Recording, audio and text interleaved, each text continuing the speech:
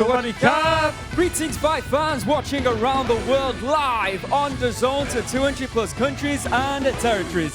This is RWS Rajadamnern World Series. I am Aaron Sangmanee alongside Mr. Joe Comerford. Tonight on RWS, once again, we are bringing to you 7 action-packed Muay Thai fights live from the birthplace of Muay Thai, Rajadamnern Stadium. And for the first time ever, a Russian fighter will earn his shot at the lightweight Rajadamnern Stadium World Championship title as he takes on the $1 million baby, the lightweight champion, Sangmanee. But before we get on to that, let's check out the fight card. In the very first fight of the evening, the returning young warrior Nina Karasek will be competing against the debutant Chabakaew from Thailand. And then in the second and final prelim of the evening at super lightweight, it will be Wanmeechai taking on Jiang Ronglong from China. Then to kick off the main card, we have the return of 5-0 undefeated here at RWS, Petchwichai taking on the very tough Oussama Dadda. Then at featherweight, Wattana War Orachar will be taking on the very tough Evgenii Ponomarev. And then next up, 136 pounds, a former title contender from Cyprus. The very popular Savvas Michael is back. This time he'll be taking on Petchsamui from Thailand. And then in our main event of the evening for the Rajadamnern Stadium lightweight world title, the $1 million baby Sangmanee will be defending his belt for the third time against the very dangerous Russian Egor Bikrev. Then to finish up this sensational evening here at Rajadamnern World Series, Chanasuek will be taking on Wang Dehua. Well, April Inferno Part 2. Welcome everybody to RWS Rajadamnern World Series! Ladies and gentlemen, introducing your Thai Austrian warrior, Nina Karasek!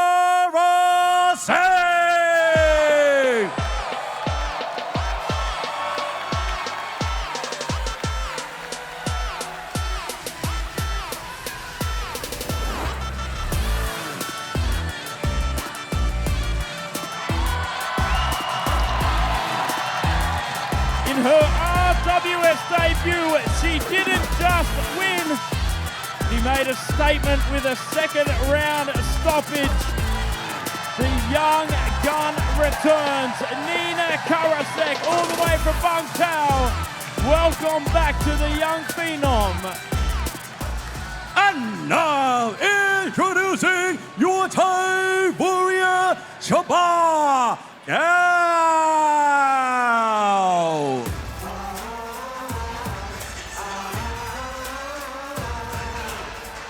First time here on RWS that we see the very confident Chabakaew.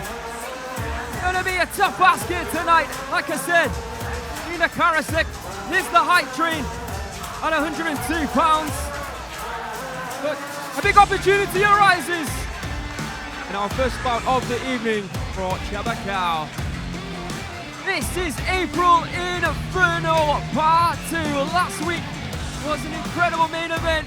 Savvas Michael was able to defend his belt. Here tonight in our main event this evening of April Inferno Part 2, we're looking at Sangmanee. Will it be him defending his belt? Or are we going to make history? We are going to make history in the fact that he's going to be the first Russian competing for a Rajadamnern world title.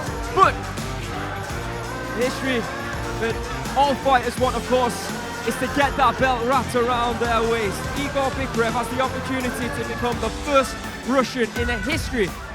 That's almost 81 years of Muay Thai history here at the world's first Muay Thai stadium to become the first ever fighter from Russia to wear the gold. Let's have a look at the tail of the tape. Our first fight of a scheduled 7 this evening at 102 pounds. Nina Karasek in the red corner representing both Thailand and Austria. That's right, she is just 15 years of age. She stands at 160 centimeters. Yesterday, making weight at the stadium here at 101.9 pounds. She has a reach of 159 centimeters. Born in Phuket, beautiful island in the south of Thailand, her professional record stands at 15 fights, 15 victories. As Joe was saying, she made her debut recently here on RWS, 1-0 on the world's biggest Muay Thai promotion. Mr. D just informing the crowd here at Rajadamnern Stadium that this is indeed the Y Crew. Traditional dance performed before every fight in honor of the fighters, masters, their trainers, and indeed the gym or camp they fight out of and represent. And you'll see this dance, this ritual, this tradition being performed before every fight by every single fighter here, not only on RWS, but every single night of the week that we have events here at Rajadamnern Stadium. A beautiful tradition that we are very happy and privileged to keep alive each and every Saturday. In the blue corner, there she is. Chabakaew from Thailand is 20 years of age, 5 years the elder of Nina Karasek. Very old, Joe, isn't she? 158 centimeters tall, that means she's 2 centimeters shorter than Nina. Easily made weight, 100.9 pounds. She has a reach of 152 centimeters. So that is 7 centimeter reach advantage for that girl right there, Nina Karasek. Born in Lampang in Thailand, 30 professional fights to her name, 22 victories, just 5 losses, 3 draws. And it will be indeed Chabakaew who will be making her debut here tonight on RWS. Next up, you can see there the graphic in the bottom right-hand corner, Wanmeechai will be taking on a fighter from China by the name of Jiang Ronglong. Looking forward to seeing him in action. Heard a lot about him in our second and final prelim before moving on to tonight's main card.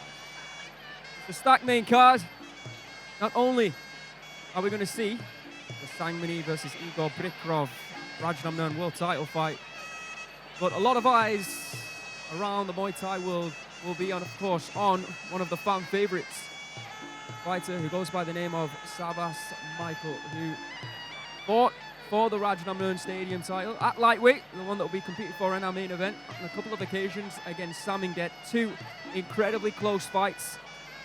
2 fights in which a lot of his fan base, a lot of fans as well, believe he should have at least walked away once with the gold belt wrapped around his waist. The most important belt in this sport was not to be. We saw Savvas return, get a win. And now he's on the road to try and get back to the top at 135 pounds, to try and get a title shot once again here at Rajadamnern Stadium. Chabakaew taking the time with the Y Crew. It's nice to see a lot of fighters, even if they've got experience in other stadiums, even on other promotions here at Rajadamnern, when they come to RWS, it's such a different atmosphere that sometimes can get a little bit overawed. I think last week, Pusing, our title contender, a couple of weeks ago, Pusing, our title contender, even said that. All right, here we go. First fight of the Schedule 7 this evening, the first of 2 prelims. And our only female bar, Nina Karasek, representing both Thailand and Austria in the red corner.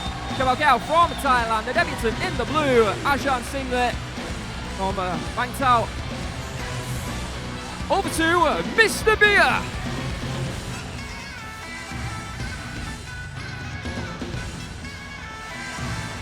Sawadee, greetings, ladies and gentlemen.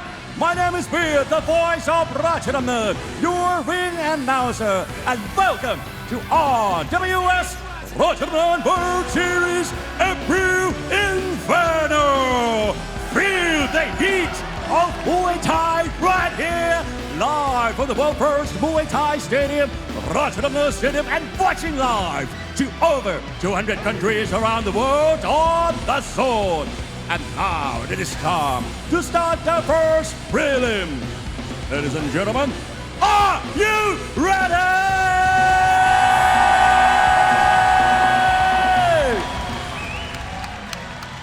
This is Muay Thai, and this is Rajadamnern. Introducing your referee in charge, Mr. Chris Sanyadet.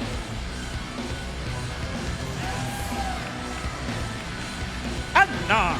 Introducing first, fighting out of the red corner, 15 years of age. She stands at 160 centimeters tall and weighs in at 101.9 pounds. She holds a record of total 15 fights, 15 wins, representing Thailand and Austria. Let's hear it for Nina Karasek.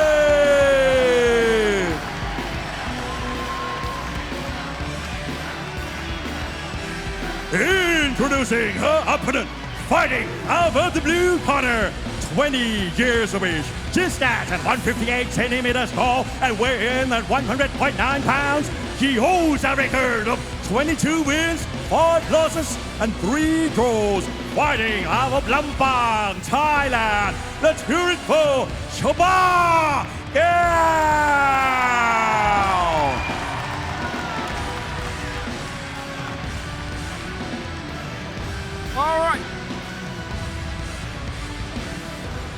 All right, it's time to get the first fight underway, and it will be Dia.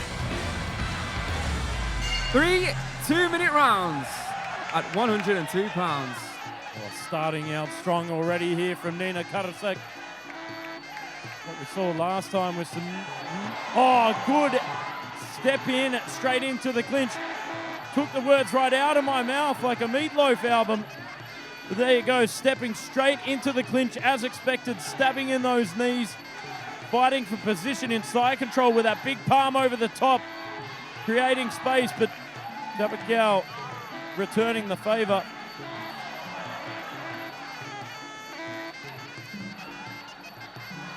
Now Nina's debut back at the end of January, the 31st to be precise, where she scored a second round knockout over Nongnoi. Oh, good creation in that space. Stepping back, sinking the hips down, bang, stabbing that right knee over the top of the knee guard. Oh, a solid right hand in return. Here comes Nina again, this time with the left knee.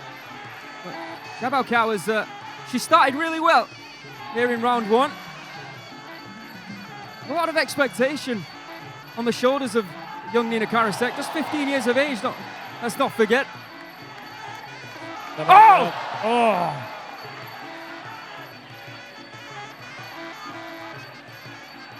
Oh, body shot there from Chabakaew. Left kick to the body. Beautiful combinations. There's a huge right hand coming in there from the Thai. Oh, beautiful stabbing knee straight through the center there from Nina Karasek. Oh, good mitigation there from Chabakaew. Left kick for left kick, but then punches in bunches in return over the top there from the young and thunderous Chabakaew. Tell you what, both fighting fire with fire in this one. Catches the kick, returns with that right knee, and then trying to regain position, swims the arm through left knee. Wow, what a round between those two. You know, forget everything I said about fighters coming in here and being a little bit overawed by the atmosphere. Chabakaew has come in. I'll tell you what, she looks like she means business. She looks like she really wanted to make a statement and put it on Nina Karasek in that round. It's a close round, but I think I'm edging it towards the blue corner and Chabakaew, Joe Comerford. Let's have a look at the highlights. You see straight away, Chabakaew was the one who wanted to get into the clinch. He was the one closing the distance, but that's what stood out for me, was the elbows and the punches from Chabakaew. Nina Karasek was on the front foot though, and she delivered some nicely timed knees to the midsection throughout that round.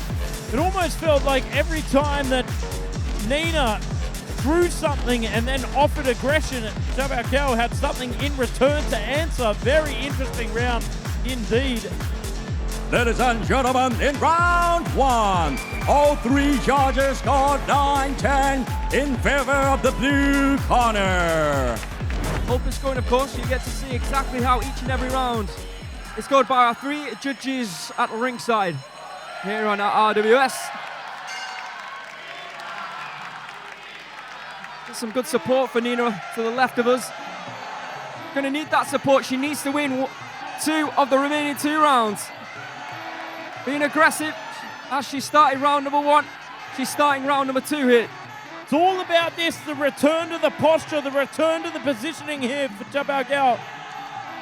She just gets the upper hand in terms of the posturing and then allows herself to offload those elbows. Big punch to right kick. Oh, again, very open to that right hand, Joe. Felt like I put the stop button on Nina there just for a second. There you can see the significant strikes landed. 30-19 going the way of Chabakaew. Strong argument there for the first round for the blue corner.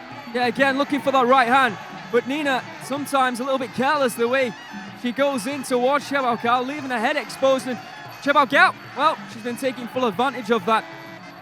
Yeah, you've got to be careful about falling into the clinch. You've got to set it up. Straight punches, utilize some of those kicks. Break the range up. Break up the weapons, would you rather? There's that right hand once again. You can see picture in picture. Thrown and scored by Chabakaew. Oh, nice stabbing knee there just a moment ago from Nina. And again, oh, nice positioning. Once again, getting that arm out of position and throwing that elbow for Chabakaew. That time blocked, but the right elbow over the top, and there's a left from Chabakaew.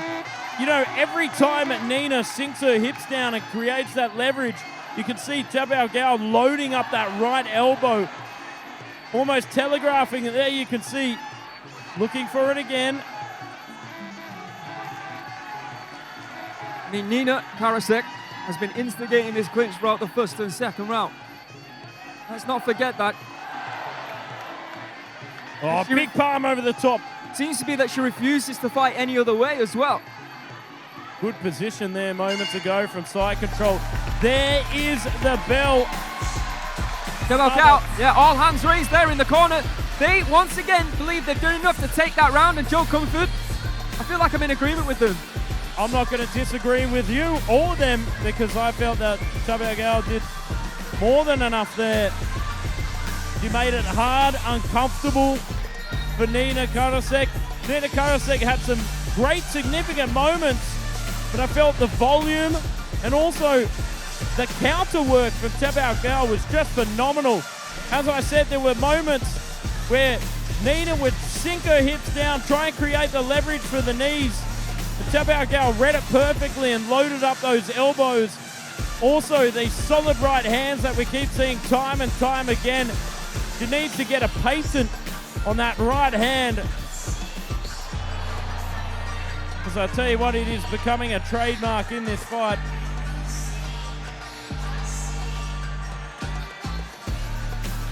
Ladies and gentlemen, in round 2, all 3 judges scored 9-10 in favor of the blue corner. On a total score, all 3 judges scored 18-20. In a way that hasn't really been working for her. Well, let's find out here in our third and final round. I always like to think, if it ain't broke, don't fix it. You don't always have to sit on the back foot and protect your points. But what if it is broke? If you're Nina and you're continuing with... Oh! Well, there from Nina.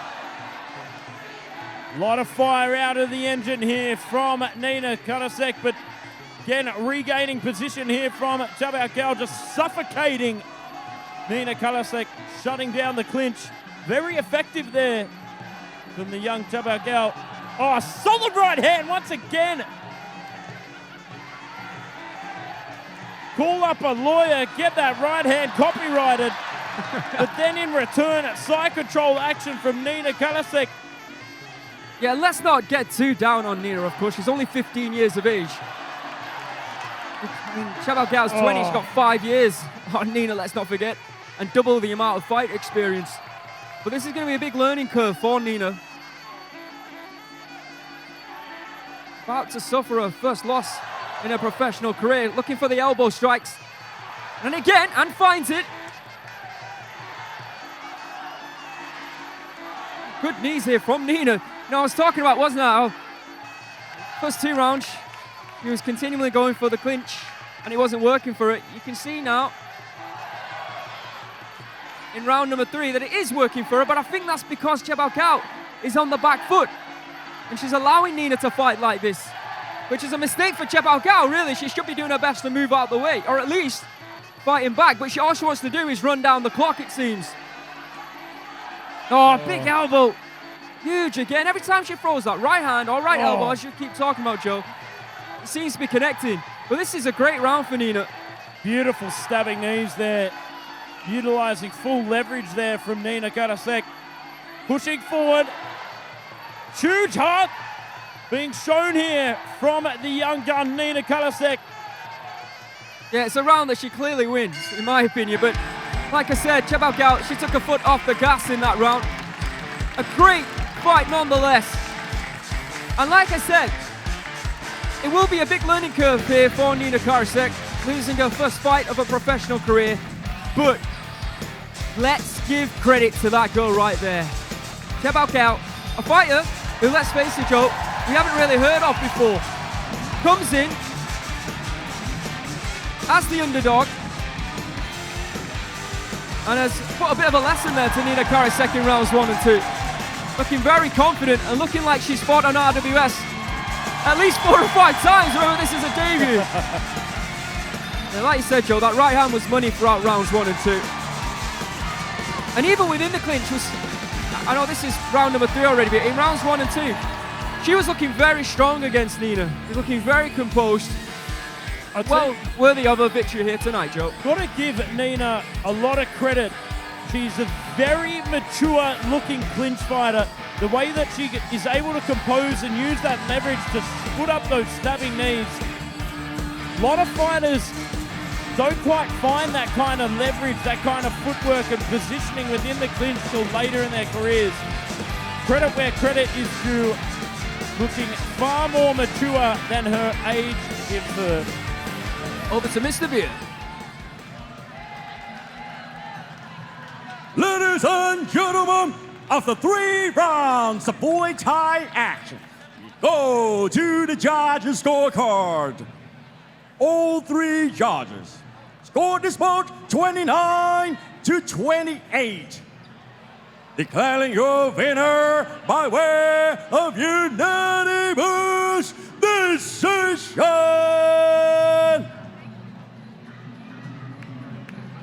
Blue corner, Chabakaew.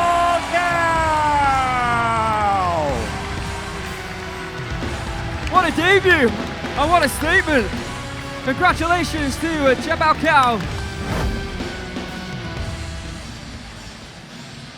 Ladies and gentlemen, introducing your Thai warrior, Wanmeechai.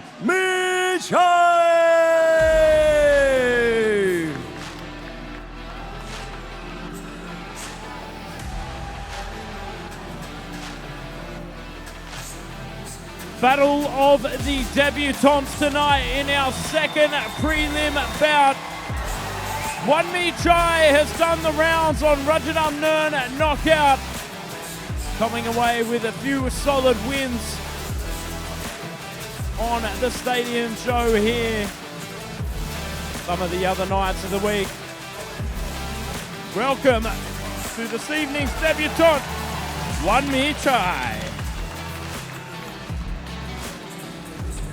And now, introducing your Chinese warrior, Jiang Ronglong.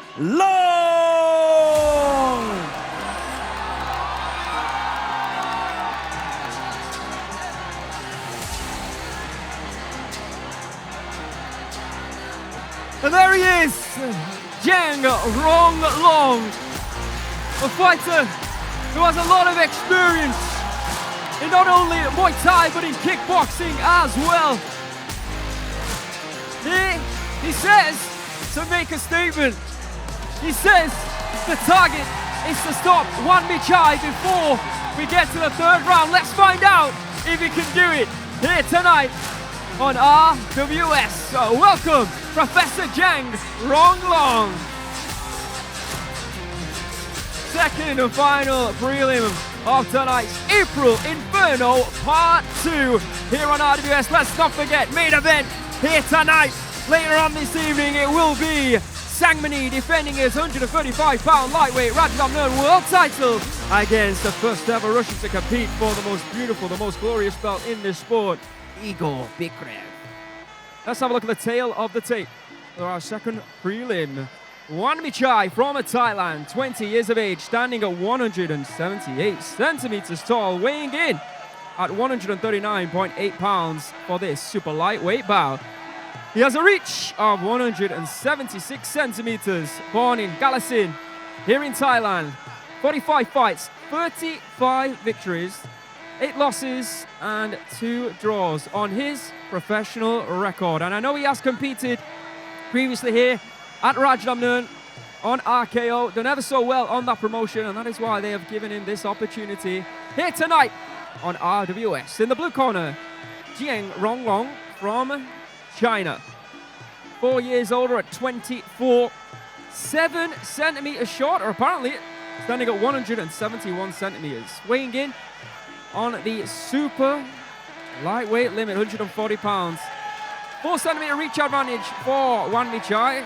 The reach for Jiang is 172 centimeters. Born in Hunan in China, 28 fights, 21 victories, 6 losses and 1 draw. This is a big night for Wanmeechai. Like I said, every Monday, Tuesday and Friday here at the stadium they have what's called the RKO show, and essentially that's to give opportunities to fighters to prove themselves, to show their worth, that they could be elevated, that they could be promoted to compete here on RWS. And he's done that. Here he is. So now the next step is to try and get a victory here on the prelims, and you never know, if he does that, then next time it could be the main card, which of course is coming up after this. A main card in which features Petchwichai versus Oussama Dadda. Wattana returns to take on Evgenii Ponomarev.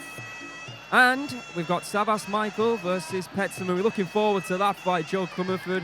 Been a fan of both those two for many a time.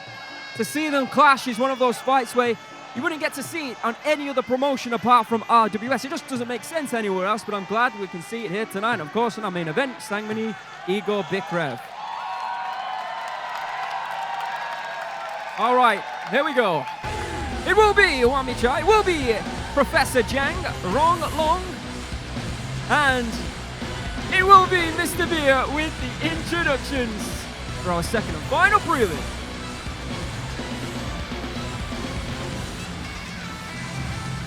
Ladies and gentlemen, this is the second prelim of RWS Rajadamnern World Series. This is Muay Thai, and this is Rajadamnern.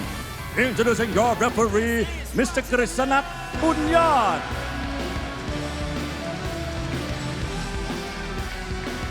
And now, introducing first, fighting out of the red corner, 20 years of age. He stands 178 centimeters tall and weighing 139.8 pounds. He holds a record of 35 wins, 8 losses, and 2 draws.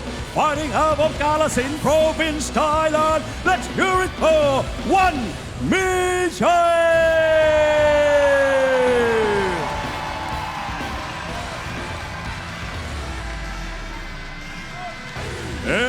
Introducing his opponent, fighting out of the blue corner, 24 years of age. He stands at 171 centimeters tall and weighing at 140 pounds. He holds a record of 21 wins, 6 losses, and 1 draw. Representing China, let's hear it for Jiang Ronglong.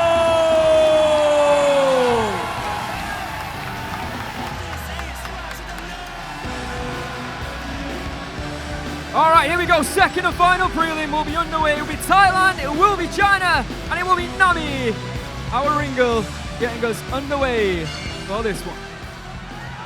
Battle of the debutants here. See Young in the southpaw stance. Oh, solid right kick there from Wanmeechai, straight to the midsection.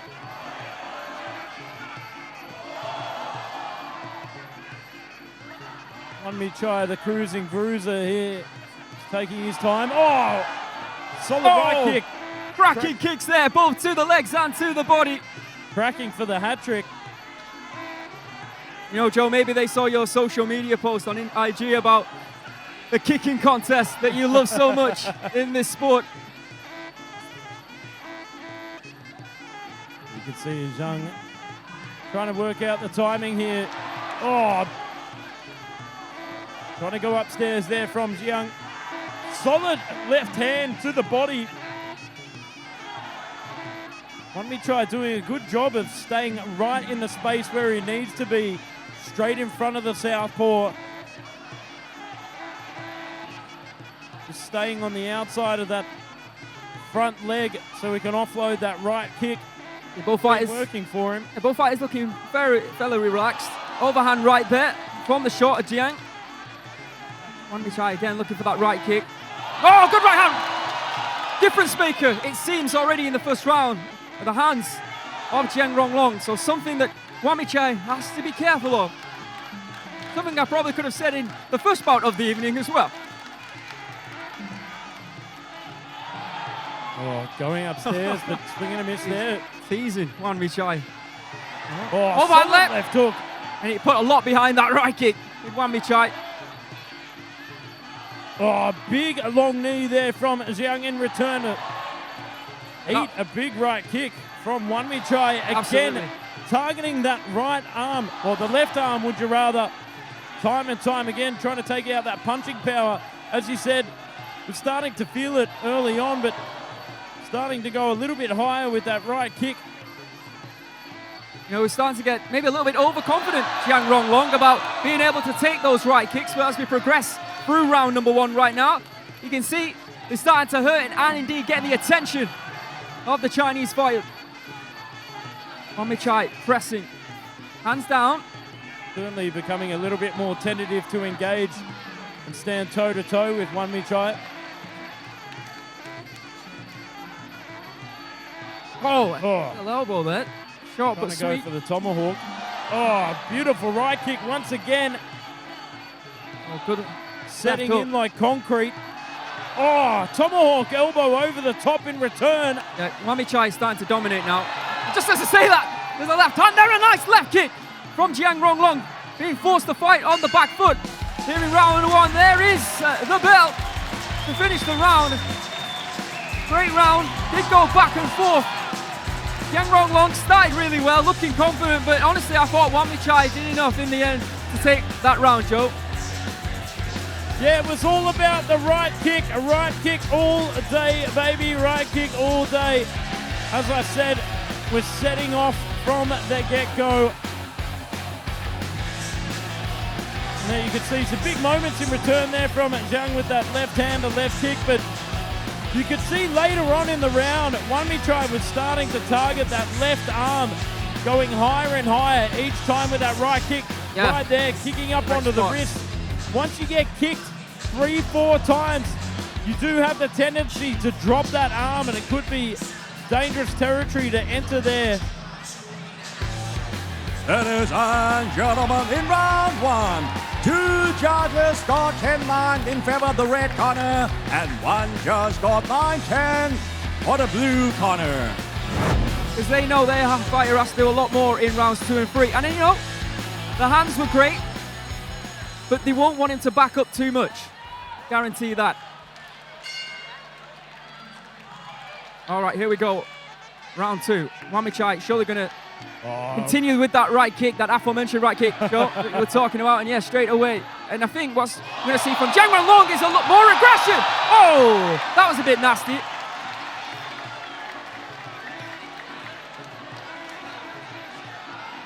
There was a little knee to the face there when he went down, but let's have a look at the highlights of that, even though it was an illegal dump. There's that right kick once again. Oh, again, targeting that punching arm. Yeah. Almost magnetized to that left arm. Sinking down the hips here with that vice grip. You see, it was relatively close, wasn't it, when we look at the strikes landed? Jiang with 1 more shot upstairs, 2 more for Wanmeechai to the body, 4 more to the legs, though, from Jiang. Yeah, but then again, volume doesn't always mean effectiveness. Nice left hand there. Got to create some damage with the weapons as well. I felt that right kick was the weapon of choice throughout that first round. Oh, tomahawk elbow straight through the guard. Beautiful. Marching forward, utilizing that left kick to break the distance, but in return here from Jiang, firing off with the hands nice and straight down the tunnel. Tell you what, very effective with the punching power here from Jiang. See what Jiang Ronglong is doing right now is being busy. And while he's being busy, it means he's forcing Wanmeechai to defend, and he can't throw that right kick. I beg your pardon. For Wanmeechai, looking for a little bit of advice there. Yeah, more accuracy right now, I would say. From the fighter in the blue corner, Joe. Very sharp with those hands, Jiang is. Again, waiting and baiting, trying to offset that left hand down the middle, but throws out that left teep. Taking a back step there, feeling the right kick once again. And this is what Wanmeechai wants to do. This is what Jiang Ronglong cannot allow him to do. Get comfortable and start throwing that right kick at will. He needs to create his own tempo here and not let Jiang reset and find those hands. Oh, and there he finds that left hand over the top. Sharp, accurate, beautiful shovel uppercut on that combination. Good pivot, right hand. Once again, he's eating hands, Joe. Eats an elbow for good cause as well. It's that old battle, isn't it? The puncher versus the kicker. And in round number 2, I think the puncher is just starting to come out on top here.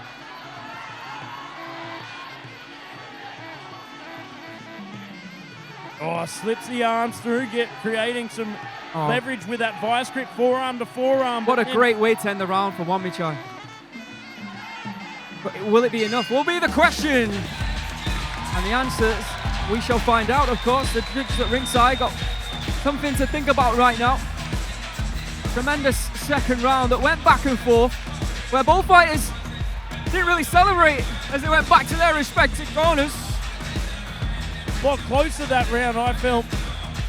Jiang had some great moments where he exploded out when he found the range, when he found his tempo, the ability to reset in his own rhythm, finding the accuracy with the hands. That left hand, time and time again, was finding a home right on the chin there of Wanmeechai. Then towards the end there, Wanmeechai had some great moments within the bench. Who's the kicker that time? All right, over to the judges. Let's find out how they scored it.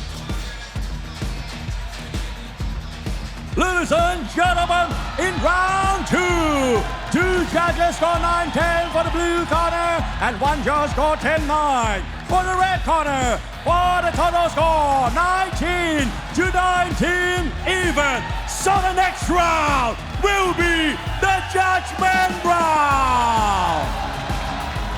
Win the round, win the fight. Here tonight. Don't forget, main event, Sangmanee, Egor Bikrev. All right, win the round, win the fight. A lot of drama already here in the third round. Marching forward here. Oh, right kick straight out of the gate, but heavy hands in return there from Jiang. Oh, and again, nice right, left straight there. I feel this round is going to be on a razor's edge too. We're looking for some predictive history here from rounds 1 and 2. Oh, tell you what, if he went a little bit higher that time, the head was exposed. Good hands though, talking about head exposure. Great hands there, really fast from Jiang. Trying to tie him up here within the clinch, but gains the upper hand with that vice grip and sets up a right short elbow in return. Beautiful work there from Wanmeechai. Solid left hand straight down the line. Thunderous right kick there from Wanmeechai, and again. Oh, nice leg kick though from Jiang Rong, and again. Feels like he's starting to slow down a little bit here. Wanmeechai. Big returns between both fighters. Right kick targeting that arm once again. Short elbow over the top, hacking away. Good moments in this fight here for Wanmeechai. You can see the accumulation of those body straights there from Jiang and starting to tire Wanmeechai. Both absolutely exhausted.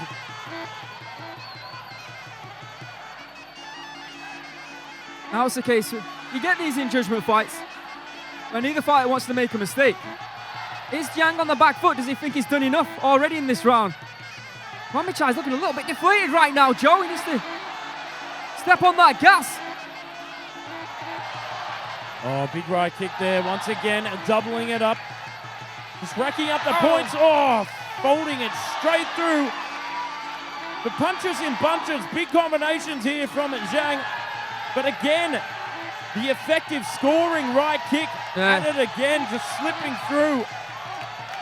Is it doing enough? There's good low kicks though, to be honest, in reply from Jiang. Even from Xiao Zhao here, kick for kick. Who could get the better of the exchange on this one? Somebody's been watching my IG. I tell you. But I haven't got a follow from either of them yet. Final 20 seconds of the judgment round. Good low kicks here from Jiang. Wanmeechai is the one on the attack. Nice deep there, trying to gauge the distance. Oh, misses the mark there from Jiang. And then Wanmeechai misses his right kick. Good left hand there. Right kick in reply from Wanmeechai. Left, right hook, sorry, to the body, then upstairs from Jiang. Swaying to and fro like a teeter-totter, right to the bell. What a fight, ladies and gentlemen. This time, both fighters do believe they've done enough to win the round and indeed to win the fight. And you can probably understand it from both fighters' perspectives, if I'm being truly honest, Joe. Have you got a perspective? There, put your neck on the line, my friend. Oh, how can I? That is so hard to peel apart. Let's go and have a look at some of the replays. Big hands, big combinations from Jiang. Big right effective kick scoring every single time. But as you pointed out in the round, every time that right kick came, Jiang replied with that inside left kick. Going down below. Interesting one indeed. Yeah, both fighters standing on the ropes in their respective corners. I believe they've done enough. Trying to get a feel for the fight, trying to remember in my head right now. I'm putting my judge's cap on, if there is such a thing. I can see how both fighters have won, but I might go towards Jiang. Oh, I'll tell you what, I'm who cares what I think? In anticipation. Ladies and gentlemen, after 3 rounds of Muay Thai action, we go to the judges' scorecard. The first judge scored this bout 29-28. The second judge scored 28-29. And the last judge scored 29-28. Declaring your winner by way of split decision.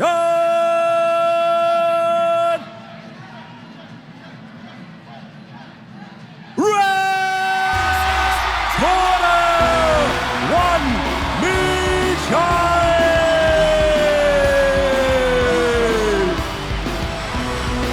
Celebration of exhilaration and probably a little bit of relief as well by a split decision. Wanmeechai gets it done in our second and final prelim. Perhaps a rematch, Joe. Welcome back to RWS Rajadamnern World Series, and we thank everybody watching around the world live on DAZN for staying with us. I am Aaron Suri-Sonpan alongside Mr. Joe Comerford. After 2 exceptional prelim bouts, we are now moving on to tonight's main card, and it's an historic main card. The reason is that in our main event, the first ever Russian will be competing for the Rajadamnern Stadium world title. Egor Bikrev will be taking on the champion, Sangmanee, for the lightweight world title. Alongside that, we have some amazing fights, so let's have a look at the fight card. Kicking off the main card, undefeated Petchwichai will be taking on the very tough Oussama Dadda. Then moving up to featherweight, Wattana returns to take on Evgenii Ponomarev. And then at 136 pounds in bout number 3, a former title contender from Cyprus, Savvas Michael, will be taking on the very entertaining Petchsamui. And then it's main event time. Egor Bikrev, currently ranked 6th in the stadium, as gets the nod. Can he become the first ever Russian fighter to get that belt wrapped around his waist? We'll find out tonight as he takes on the $1 Million Baby and the champion, Sangmanee. Then to finish up this sensational evening here at Rajadamnern World Series, Chanasuek will take on Wang Dehua at featherweight. All right, let's get it started. Welcome everybody to the RWS Rajadamnern World Series main card. Ladies and gentlemen, introducing your Thai warrior, Petchwichai.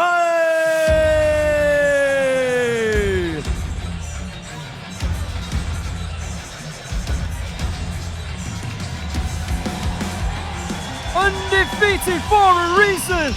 He has made a Rajadamnern Stadium. He has made RWS his home on a mission, surely, to get a shot at the super lightweight 140-pound belt in the not too distant future. Let's see how Petchwichai does here tonight.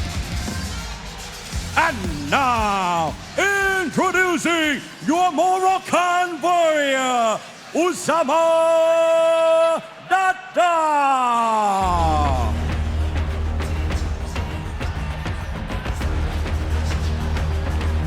Looking to get inside the winner's circle tonight is Oussama Dadda.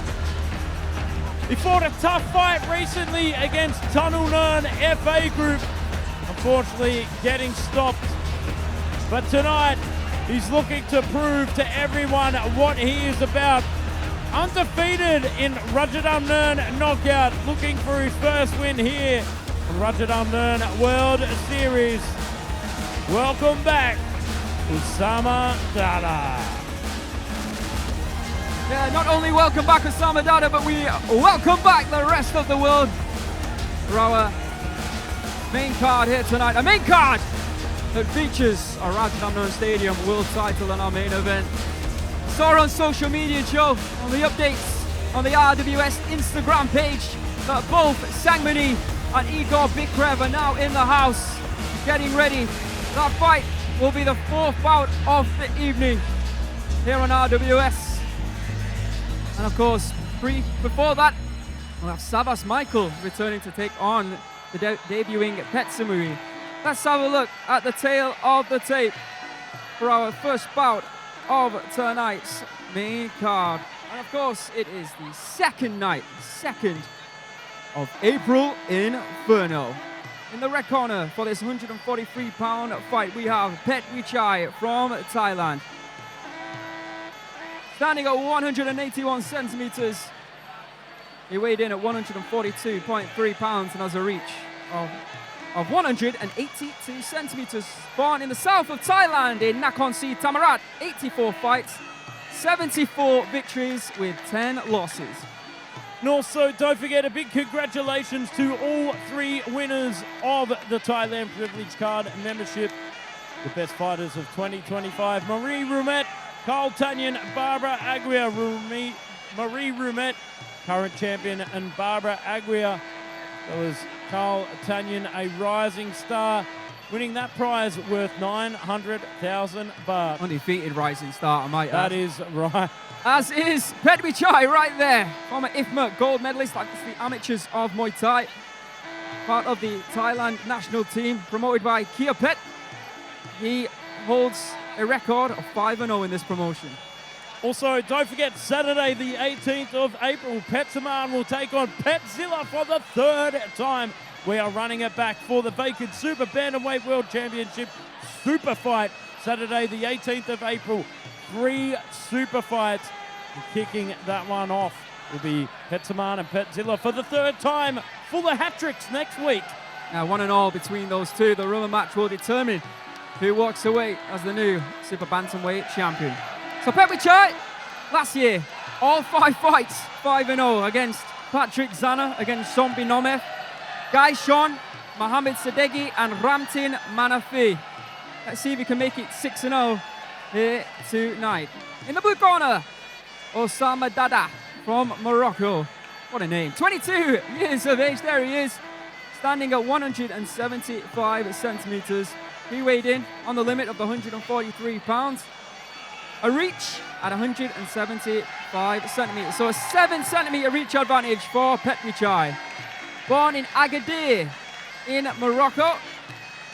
He holds a professional record of 23 fights, 15 wins, 6 losses, and 2 draws. As Joe was saying, he is undefeated on RKO. Good boxing, looking for his first win. After this fight, 5-1 in RWS, Wattana will be taking on Evgenii Ponomarev. So, 5 wins, of course, Joe, for Petchwichai. Rumours backstage were he was being groomed to potentially become a contender for the super lightweight title, but this is the first time that we've seen him in 2026. He's had, almost 6 months off, which is very unusual for him. I'll be interested to see if there is any ring. I know that sounds ridiculous for many fighters watching and listening around the world, but believe me, 6 months when you've been competing every 2 months last year, or 2 or 3 months, it could be some ring rust for Petchwichai. So we shall see here tonight. Like I said, some very good victories over some very competent fighters.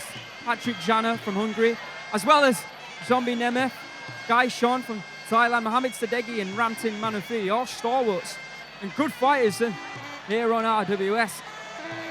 So he'll be looking to put in a performance here tonight, and maybe a little bit of a statement performance against Oussama Dadda. All 5 of those victories coming by a decision. Well, I'll tell you what, if there are any fighters listening, they've got to listen past the screams of the very enthusiastic fans next to us. Loving the action here. Oh, they must love the Y crew that much, Joe. All right, here we go. Final instructions from our ref, and then we'll get fight number 1 underway. Thailand against Morocco. With the official introductions, and I'll hand you over to Mr. Beer.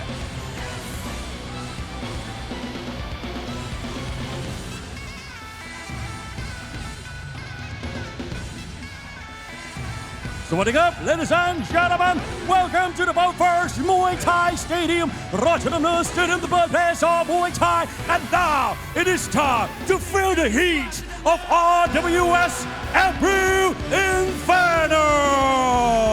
I'm Beard, your announcer. Tonight we have 5 bouts on the main card featuring the main event Rajadamnern Stadium Lightweight World Title. This is Muay Thai and this is Rajadamnern.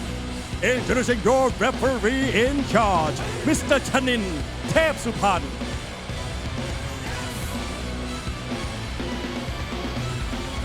Introducing first, fighting out of the red corner, 23 years of age. He stands at 181 centimeters tall and weighs 142.3 pounds. He holds a record of 74 wins and 10 losses. He is IFMA gold medalist representing Nakhon Si Thammarat, Thailand. Let's hear it for Petchwichai.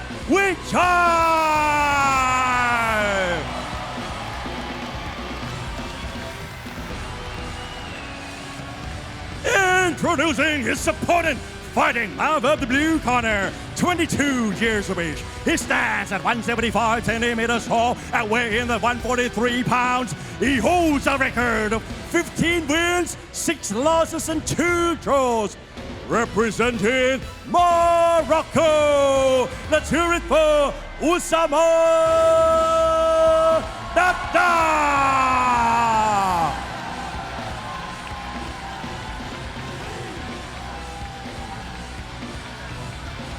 Rajadamnern Stadium is alive for our first bout of tonight's main card. It will be dear to get us underway. 3 3-minute rounds at 143 pounds. You can certainly see the height differentiation between the two. Oh, going for the leg kick there from Dadda. Oh, solid right kick in return there from Petchwichai.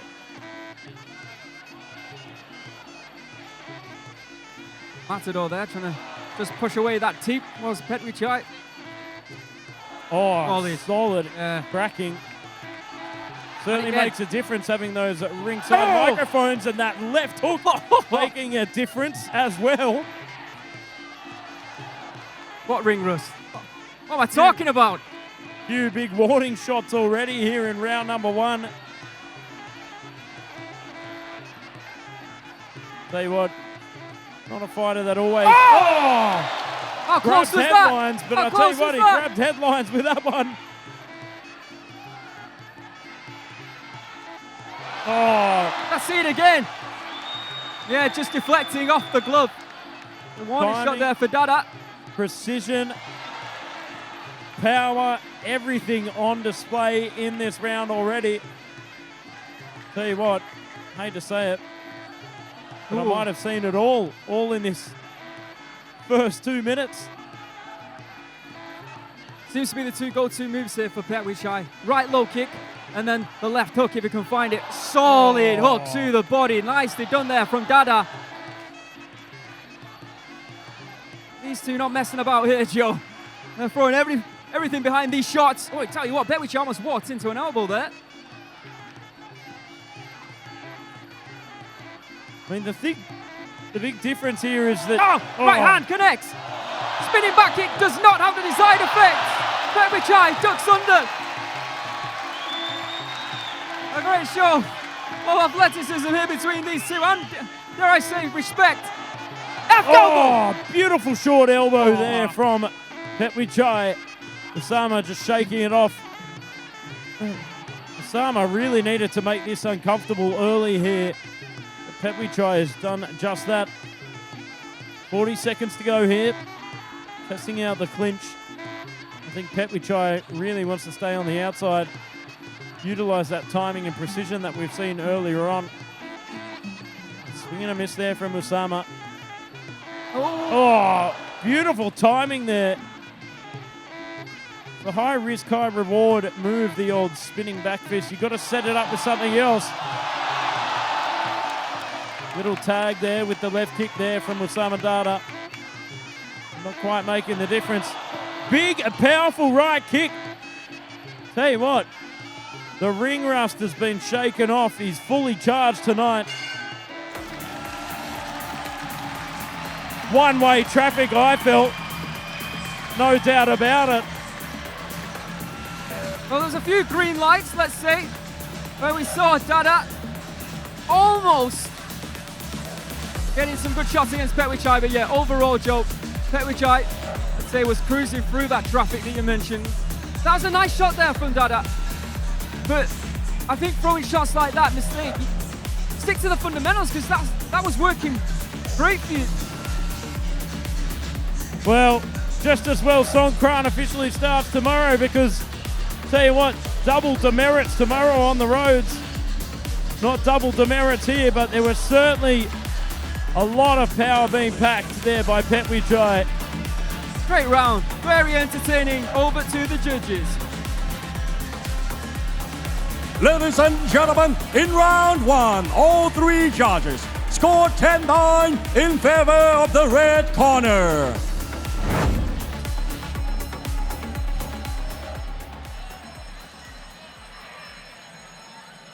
All right, round one, very entertaining, but overall, like Joe was saying, Petchwichai in full control.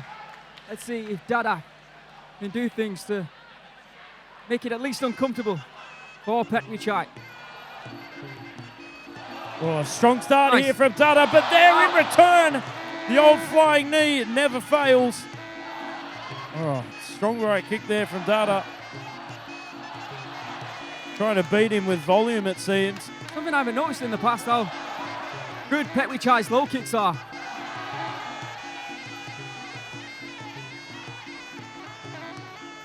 You can see strike methods landed in round number one. 14 kicks to Dadda's 7. Really about that right kick. And there you go, it sinks in right into the midsection there. Just missing the catch there of Dadda, slipping it out. Oh, no! Oh!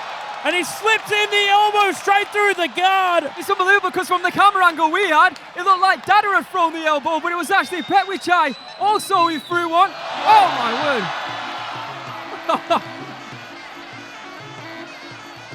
What do we call that kick, Joe? Who's the Dadda kick? The old rolling thunder, but I felt... That was close, you know. Almost looked like it got the back of the head there. Dadda Harry, for all those who remember Badda Harry, getting caught with the kick from Graham.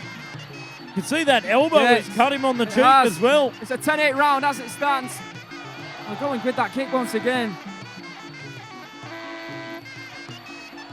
He's trying everything in his locker right now. See, Petchwichai knows that he's 10-8 up. I wouldn't say he's backing off, but he's just taking his time. He knows that he doesn't have to rush. I think that's smart as well, because Dadda got back straight up from his feet after that knockdown. It wasn't like he was stunned or dazed. Just shocked, perhaps. Oh, nice left high kick from Petchwichai. A left hook there after that flying knee attempt. Petchwichai looking very comfortable here, just looking for the moment to strike. As you said, taking his time, not rushing it. Oh, sinking in those big right kicks once again. Straight into the midsection. Well, this will be the 6th fights that we've seen on RWS. I think this is the best Petchwichai we've seen so far. Absolutely, I really do. Very explosive. He's looking more clinical. Taking his time here. Oh! But also trying to get those highlight moments. 25 seconds to go here in the second round. Of course, Petchwichai comfortably ahead here. Oh, timing that left kick upstairs. See that shot from Dadda, and it did work in round number 1. Goes for it again. Only the first time we've seen it in round number 2, which is a little bit surprising. Once again, it does connect. Oh, beautiful left kick once again upstairs. Just timing it upon Dadda's entry. 2 seconds left here of round 2. It will be a 10-8 for Petchwichai. We're putting firmly in the driving seat going in to the final round. But once again, in terms of entertainment, you got to give credit to these two, but in terms of Muay Thai mastery, Petchwichai, I think he's on another level here tonight, Joe. I really do. Let's go and have a look at these replays. Explosive action there in round number 2. Of course, that thunderous lead elbow that you saw that not only gave Oussama Dadda the A count, but cut him on the cheek. Oh, there's one of those big, tremendous flying knees that we've seen time and time again throughout this fight. Meeting elbow for elbow. Now you can see the smile, the cheeky smile on Petchwichai. Ladies and gentlemen, in round 2, all 3 judges scored 10-8 in favor of the red corner. For the total score, all 3 judges scored 20-17. It's been a fairly easy night's work so far for Petchwichai. We're moving in to our 3rd and final round. Here we are coming into the 3rd and final round of our house here at Rajadamnern Stadium. First main event. First main card fight, would you rather, of the evening. You're preempting the fact that one day Petchwichai could be in a main event. We were talking about predictive history earlier on. Oh, spinning back kick. Firing off the turbine there from Oussama Dadda. Oh, good right hand. Spinning back elbow attempt there from Petchwichai. Oh.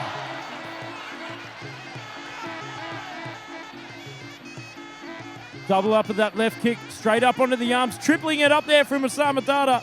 What's gone missing? The mouth, is it the mouth guard of Dadda? Yeah. Maybe a sign of fatigue.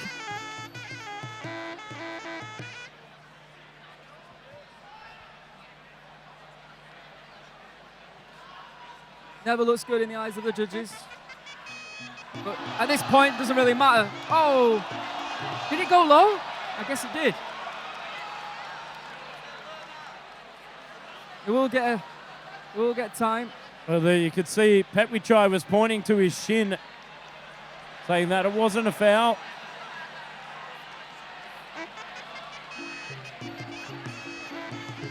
That played Dadda back to his feet. Oh, spinning back kick of his own there from Petchwichai.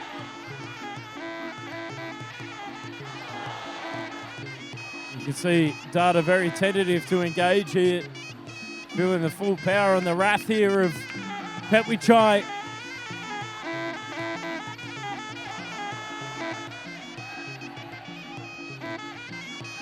Circling out here from Petchwichai. Oh, double jab, triple jab, set up that big right kick. Petchwichai looking for that knockout. Oh, beautifully timed left kick, stabbing the toes into the ribs there of Oussama Dadda. You can see the crowd in shock and awe ringside. Oh, beautiful step-up knee as well. Dadda just moving out of the way there. A lot of venom behind these attacks from Petchwichai tonight. Time running out, Joe, for Oussama Dadda right now. He's got just over 1 minute to go. Spinning back fist. I thought the referee might have counted there. Spinner to win it for sure on that one. Finally, oh, that was not. Let's see it again. It did look like it might have just flipped past that right glove. Oh, big spinning attempt again there from Oussama Dadda.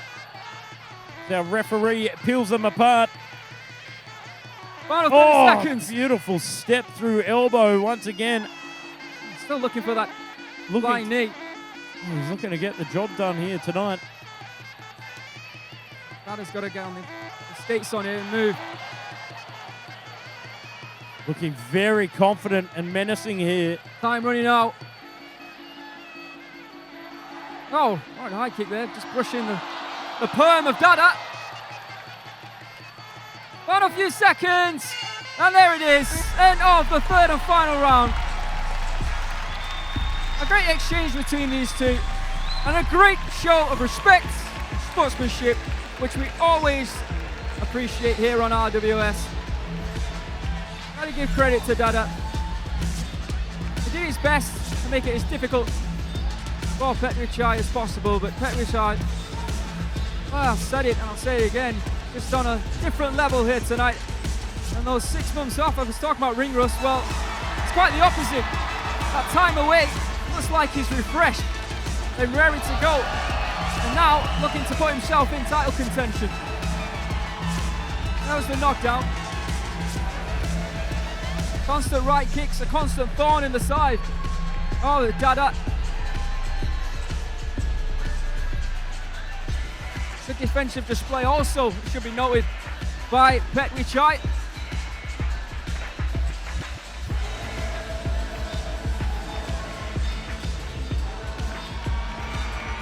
There's the knockdown, sensational.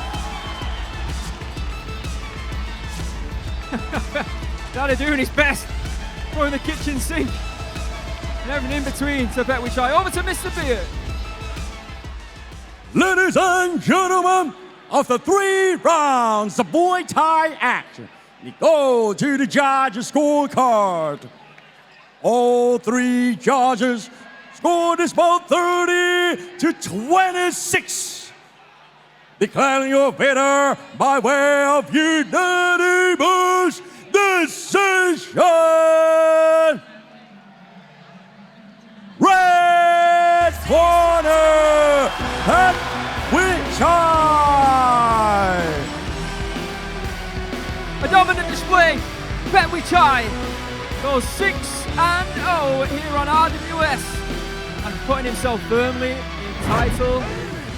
Ladies and gentlemen, introducing your Thai warrior fighting out of Rajadamnern, Thailand. Please welcome Wattana.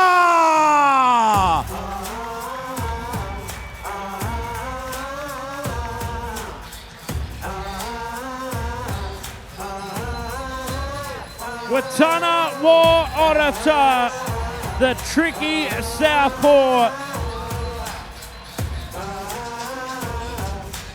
One of those fighters that is always hard to work out, especially with that left kick that he possesses, locked and loaded. Our Ubon Ratchathani lefty means business. Welcome back, Wattana or Orata. And now, introducing your Russian warrior, Evgenii Ponomarev.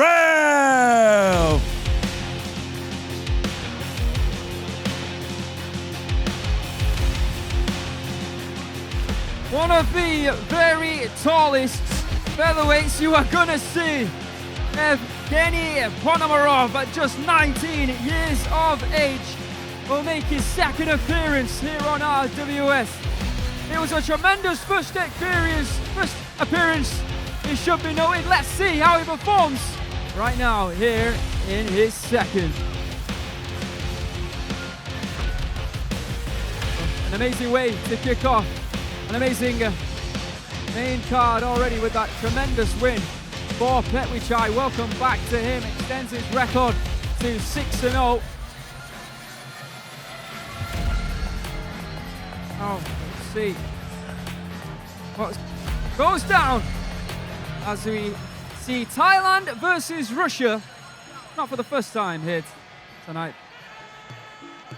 There you can see in the red corner for this featherweight fight, Wattana from Thailand, 25 years of age, standing at 175 centimeters, weighing in at 125.7 pounds. He has a reach of 175 centimeters. Born in Ubon Ratchathani here in Thailand. Promoted by Petchwichai, experienced in 5-round, also experienced here on RWS. 6 fights. Specifically, he is 5-1. Of course, Saturday the 18th of April, Dar Paranchai will be defending his Super Light World Championship title against Chad the Shark Collins, number 2 here in the rankings. That one a super fight and one not to be missed. April Inferno. Saturday 18th of April next week. 3 super fights on that one, Aaron. Cannot wait.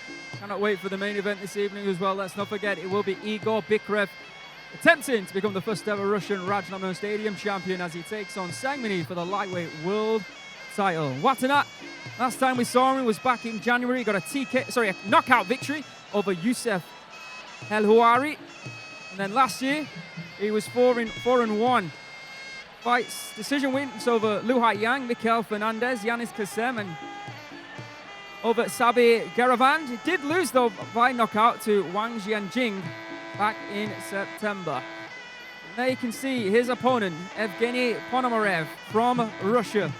Just 19 years of age, 6 years the younger, standing at 180 centimeters, which is incredible for a fighter weighing in at 126 pounds. Oh, or should I say 125.8 pounds yesterday here at the stadium. His reach, though, just 1 centimeter more than Wattana at 176 centimeters. Born in Prokhorovsk in Russia.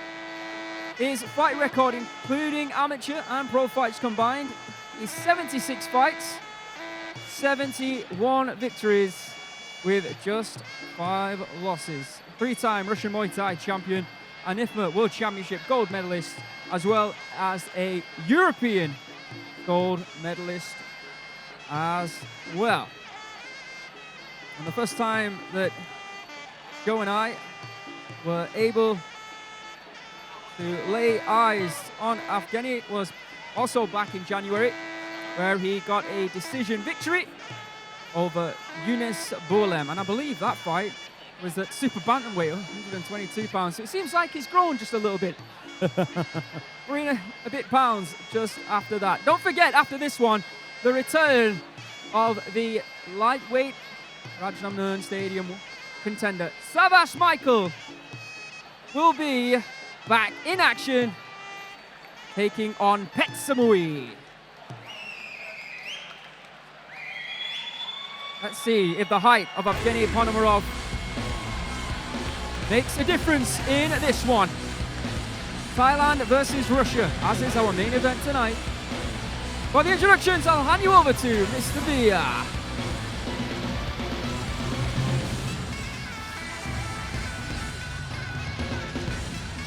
Ladies and gentlemen, this is the second main card of RWS Approved Inferno. This is Muay Thai and this is Rajadamnern. Introducing your referee in charge, Mr. Rapin Soblek.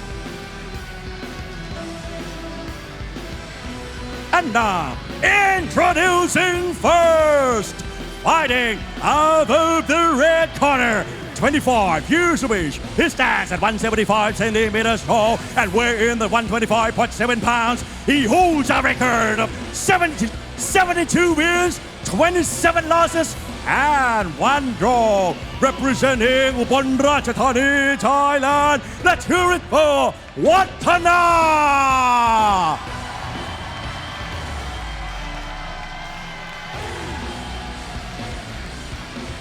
And introducing his opponent, fighting out of the blue corner, 19 years of age. He stands at 180 centimeters tall and weighs in at 125.8 pounds. He holds a record of 71 wins and 5 losses.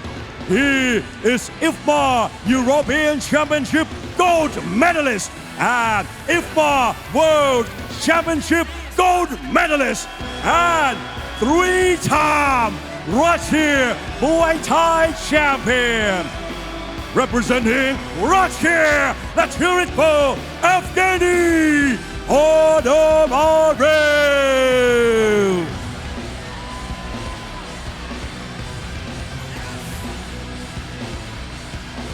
All right, here we go. Wattana. Evgenii. Nami getting us underway. 3 3-minute rounds of magnificent Muay Thai action going down right now. You can see Evgenii there in the southpaw stance, looking to load up that left kick. Certainly throwing off the right. Remember last time he was had the ability to switch stances as well. Are we looking at a precursor to tonight's main event? The way each fighter is standing. Oh! You know, Wattana being too relaxed right now. I mean, the thing about the Eastern European fighters, especially the Russians, they come from that points fighting background, yes. The tournament style with their high volume, rapid fire. Don't necessarily commit to every single shot, but the footwork, Joe, as well. Exactly. Switch stances. They're on the balls of their feet. Constantly in and out. Can make it very difficult if you're not used to that, especially for Thais who are used to standing mainly toe-to-toe, let's be honest. Great start here from Evgenii. Big teeth there from Evgenii. Hanging on the back foot, waiting for him to come forward. Spinning back fist there from Evgenii. Wattana's just got to be careful of shots like that, especially with the awkward style. As you said, Thai fighters like to stand toe-to-toe more often than not. Could be an awkward style to go up against. Oh, big right kick there from Wattana. Oh, explosive. Going to that leg kick from the other stance.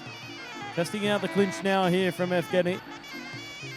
Now, what you usually never question when it comes to the Russian fighters is their strength and conditioning as well. Oh, big step up knee is there to follow up. The block there from Wattana. He needs that. Stepping in with the teep. Oh, good right hand. Very nicely done. Evgenii immediately on the back foot. As I mix up teeps and jabs. He's connected with that spinning back fist. And Wattana's going to have to be careful of that. He's doing well, moving out of the way of the right hook. The old aggressive pirouette, it seems. Oh, taking the foundation below him. Good job there from Wattana. It's probably the obvious thing to do, isn't it? Start to target the legs. But to get close like it's tough because he's so tall. Especially against the tall, lanky, rangy fighters like this. Getting past that lead leg is crucial, but when they're switching stances like this, it becomes very difficult. There you can see the reddening, red and raw, like a lobster at a buffet. What's a lobster doing at a buffet? Oh, I see.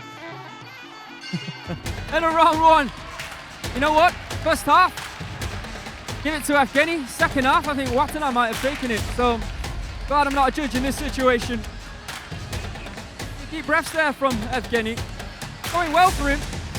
Spinning back fist, delivering. It was looked like it was hurting and a lot of disruptions towards Wattana with those spinning back fists. But he did start to miss. Maybe he started to become a little bit overconfident, and then Wattana started to target those legs, starting to get a rhythm going with those kicks. So this is a very intriguing round to score. But I think Wattana might have just taken this one, Joe. Oh, right hand. Great timing. You know, when you have to be connected with that, immediately put him on the back foot. Let's see how the judges have scored it. Ladies and gentlemen, in round one, all three judges scored 9-10 in favor of the blue corner. Evgenii Ponomarev, more so than it helped Wattana.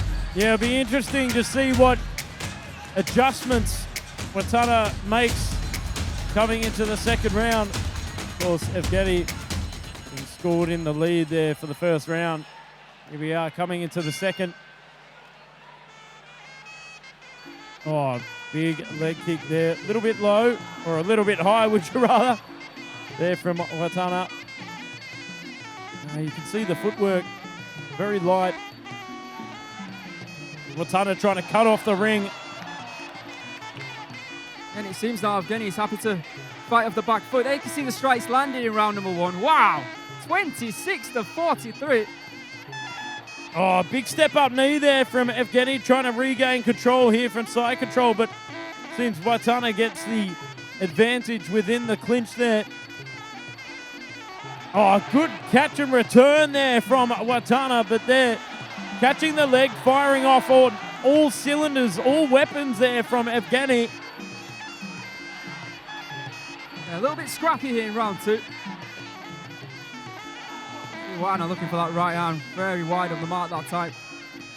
Oh, beautiful action there from side control. That big red knee, right knee, would you rather, seemed to suck the gas out a fair bit there from Evgenii. Yeah, taking the back here, very dominant indeed. Wattana feels like, nice left. Feels like he's found his pace now. Yeah, he seems to be within the clinch, strangely enough, against the taller fighter. Good left knee, and again. Immediately breaking it up. Yeah, it's often when you get in side control like that, you can put that palm over the top, find that right to left. Oh, big left hook. It's all about this. The palm over the top, sinking in that right knee from side control. Oh, wow, missed there from Evgenii. You know, he's not bouncing up and down like he was in round one. Yes. Wattana, all he needs to do is just keep ducking under, grabbing a hold, throwing those knees. Trying to cut off that ring once again. Oh, that's the left hand again. Oh, there it is, side control action. Evgenii was in the passenger seat there. He's going to get a warning about trying to throw. Just staying calm, cool and collected here. Trying to avoid the messiness of Evgenii. Good kick. Oh, nice right hand, though, in reply from Evgenii. There it is. The palm over the top, the double press. Oh! Getting wrapped up like spaghetti there within the ropes. Ducks under once again. Sinks in that left knee from side control time and time again.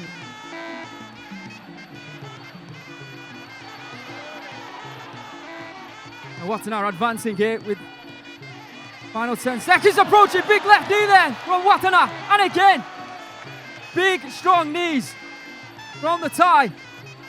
There it is, the palm of righteousness over the top. Well, there you have it, end of round number 2. A better round in my opinion from Wattana. I don't think we saw enough from Evgenii in that round, Joe. What are you saying? No, I agree with you on this one. I think round number 2, Wattana did more than enough. Strong posturing within the clinch, was controlling the action from side control predominantly throughout that round. It's moments like this where he gets the palm over the top, he was ducking under the punches, sinking in that left to right knee, catching the kick, then returning with his own, just like that. Big moment now for the judges. Let's find out who wins round number 2. Ladies and gentlemen, in round 2, all 3 judges score 10-9 in favor of the red corner. Oh, the total score, all 3 judges scored 19-19 even. So the next round will be the judgment round. Win the round, win the fight. Whereas Wattana really just needs to do what he did in round number 2, go for that side control. Was making it very uncomfortable there for Evgenii, putting that palm over the top of the face. I don't think suffocate him. Evgenii's helping himself because he's going for that same shot over. He's throwing that right hand. Evgenii of Wattana ducks under, grabs a hold, and is scoring via knee strikes. Here we are, slips out the hips, creates some room there. Good start from Evgenii. He does a good job of swimming those arms up through the chaos of Evgenii. Oh, better sweep. from Evgenii. Good footwork on the back foot. There comes Wattana. Again with that right hand from Evgenii. Big knees here from Wattana. Nice high guard as well. Oh, teeping straight to the hip there. But again, ducks under the punch. There, nearly taking the back. And control and dominance there from Wattana. Oh, beautiful right kick. Very nice. Sinks it straight through the hip line. Good right knee there. Hook, line, and sink. There from Wattana with that right kick. Wattana now fighting off the back foot like he's done enough right now. The right kick. Left hand there from Evgenii. Wattana looking up at the clock. It's still a minute, 43 seconds to go. Oh, right hand there. Left knee from Evgenii. Wattana, he's got to work here. Surely you can't believe he's done enough. A nice right kick there from Wattana. Oh, beautiful head movement there.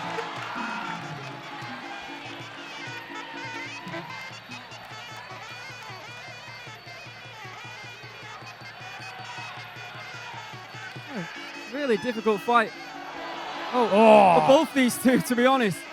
Oh, right hand there. Evgenii. Starting to become a little bit sloppy in there. I think these two are exhausted from all that clinching. You think so? Yeah. Starting to show now in their attacks and their movements. Absolutely. Getting a little bit careless in there. Oh, nice step up knee there, but there's that blinding palm to set up the right elbow there from Wattana. Good strategy there. Take out the vision, set up the right elbow. Kick there from Evgenii. Oh, Wattana tying. It's not going to look good with the judges, that, you know. Oh, takes the back as well. Sinking in that left knee to the backside. You see Wattana holding on a little bit longer than he should there with 20 seconds left on the clock. Teeps nicely done from Wattana. Moving out of the way and then grabbing on once again and trying to dominate in the clinch. Oh, I don't think Wattana should be doing that. Oh, right high kick. Left kick there. In reply. Here we are coming into the nice seconds. Left hand. That could be the biggest shot. Right on the bell. Tense moments now for both these fighters. You know, Wattana was looking in control But then all of a sudden, started to take his foot off the gas, and you've got to give credit to Evgenii Ponomarev. He started to take the fight to Wattana, started to make a claim that he'd won that third and final round. Joe, this one could really go either way. Yeah, it was difficult. I think Wattana was doing really well inside the clinch. There were those moments where he was taking the back, showing clear dominance, but again also taking his foot off the gas, trying to toy with Evgenii. As you said, didn't look good to the judges, but we'll have to wait and see what they say. So we'll look on at the highlights. Big moments within that fight. Will Evgenii go 2-0? Will Wattana go 6-1? For me, it was all about the moments in the clinch from side control where he had that blinding palm over the top. There was a phenomenal elbow thrown within that third round. Put that palm over the top of Evgenii's eyes and blinded him. Over to Mr. Beer. Ladies and gentlemen, after 3 rounds of Muay Thai action, we go to the judges' scorecard. The first judge scored is about 29-28. The second judge scored 28-29. And the last judge scored 29-28. Declaring your winner by way of split decision.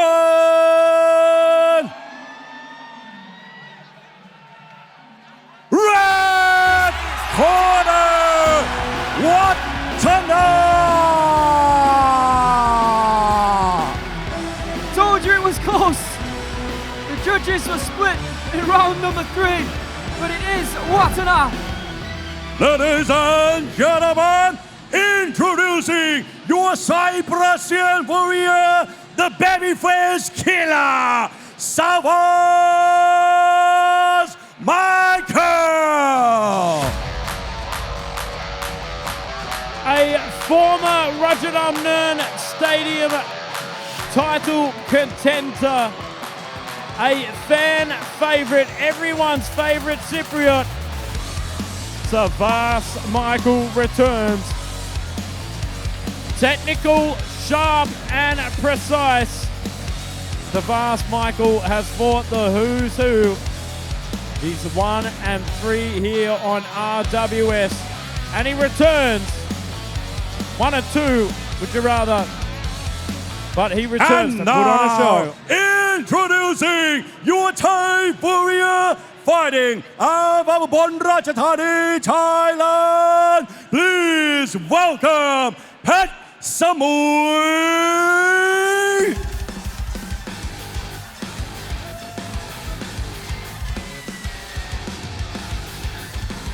It's great to see Petchsamui in the house here on RWS Rajadamnern World Series.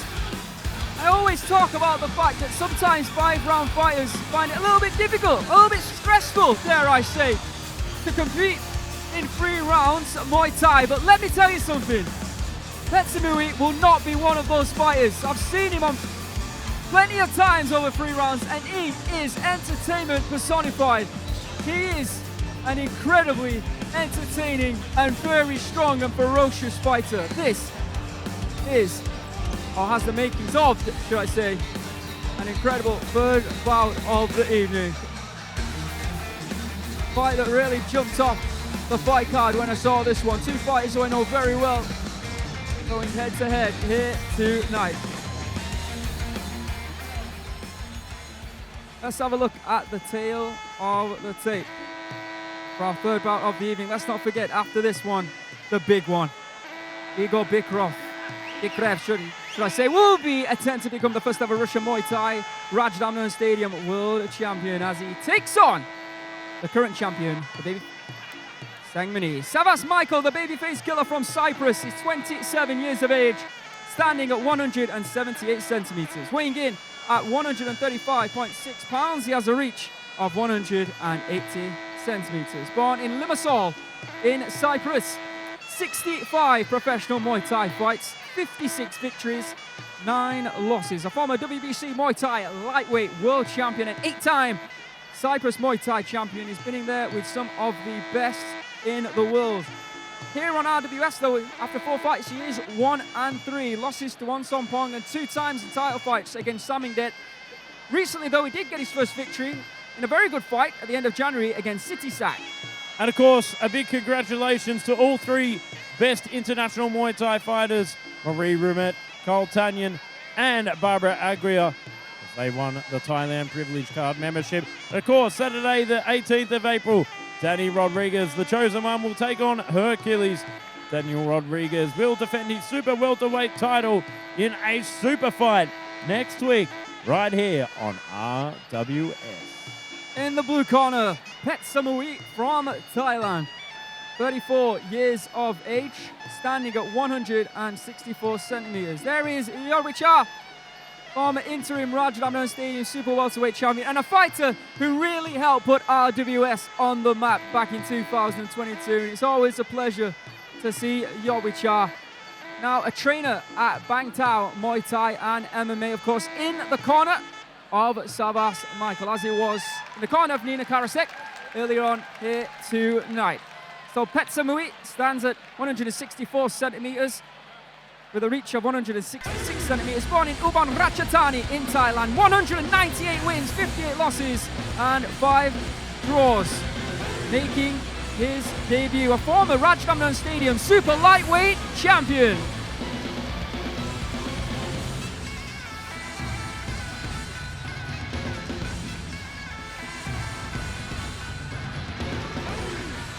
Ladies and gentlemen, this is the 3rd bout of RWS Approved Inferno. This is Muay Thai and this is Rajadamnern. This bout is brought to you by Leo Soda.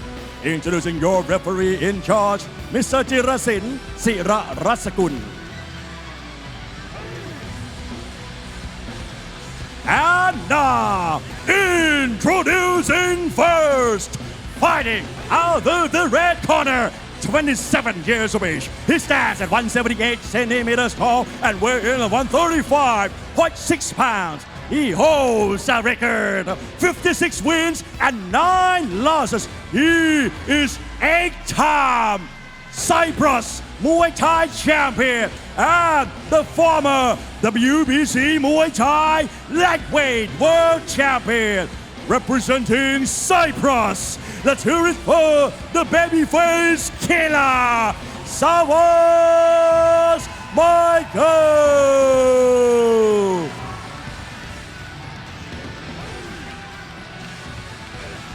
Introducing his opponent, fighting out of the blue corner, 34 years of age. He stands at 164 centimeters tall and weighs 135.2 pounds. He holds a record of 198 wins, 58 losses, and 5 draws. He is a former Rajadamnern Stadium Super Lightweight World Champion, representing Ubon Ratchathani, Thailand. Let's hear it for Petchsamui.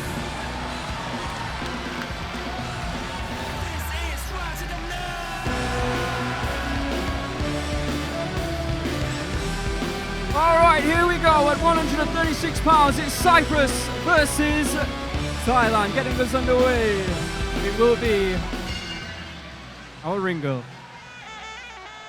Here we are, round number 1. You certainly see Savvas Michael, the taller of the two.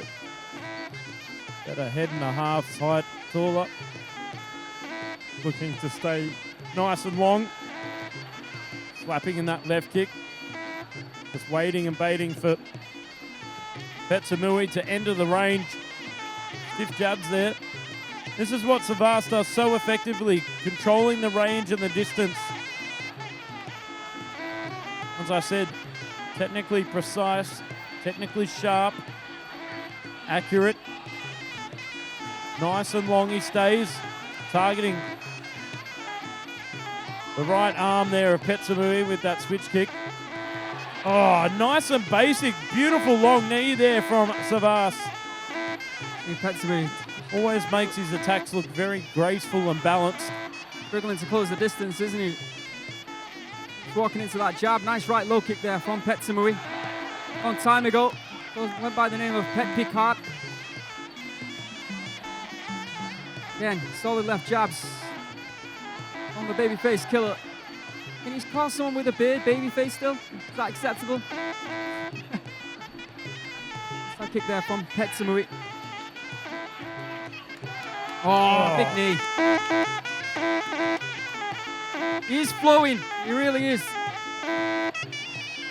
Petchsamui just taking a lot of damage, looking for that big shot. Nice high guard there. Try and break that range down. There you can see the phenomenal footwork there from Savvas Michael. Just utilising that length and reach that he possesses to his advantage. Oh, there's that left kick once again, targeting the wrist. The only real shot that Petchsamui has got through with is that right low kick, and it's actually starting to work. That's 4 or 5 now he has actually connected with.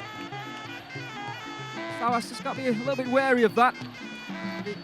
As it stands, of course, it is his round. Another solid and beautifully timed right knee there from Savvas. Oh, huge elbow. And that's cut open. It's cut in.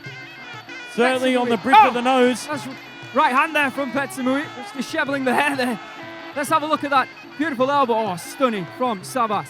Was that elbow the key to start the ignition for Petchsamui? You can see he's a little bit more aggravated moving in. Trying to find position within the clinch. All about attacking the legs now for Petchsamui. He's there to the 5s. Again, going back to that lead left leg. Fighter who was in the entertainment Muay Thai and then went back, started to fight at Channel 7 again. Training out of Punchit Gym in Koh Samui. Low kick there blocked. Almost looked like he was going to the calf there. End of round 1. With that cut, with the amount of damage that he's inflicted, pretty sure it will be a Savvas Michael round, Joe Cumberford.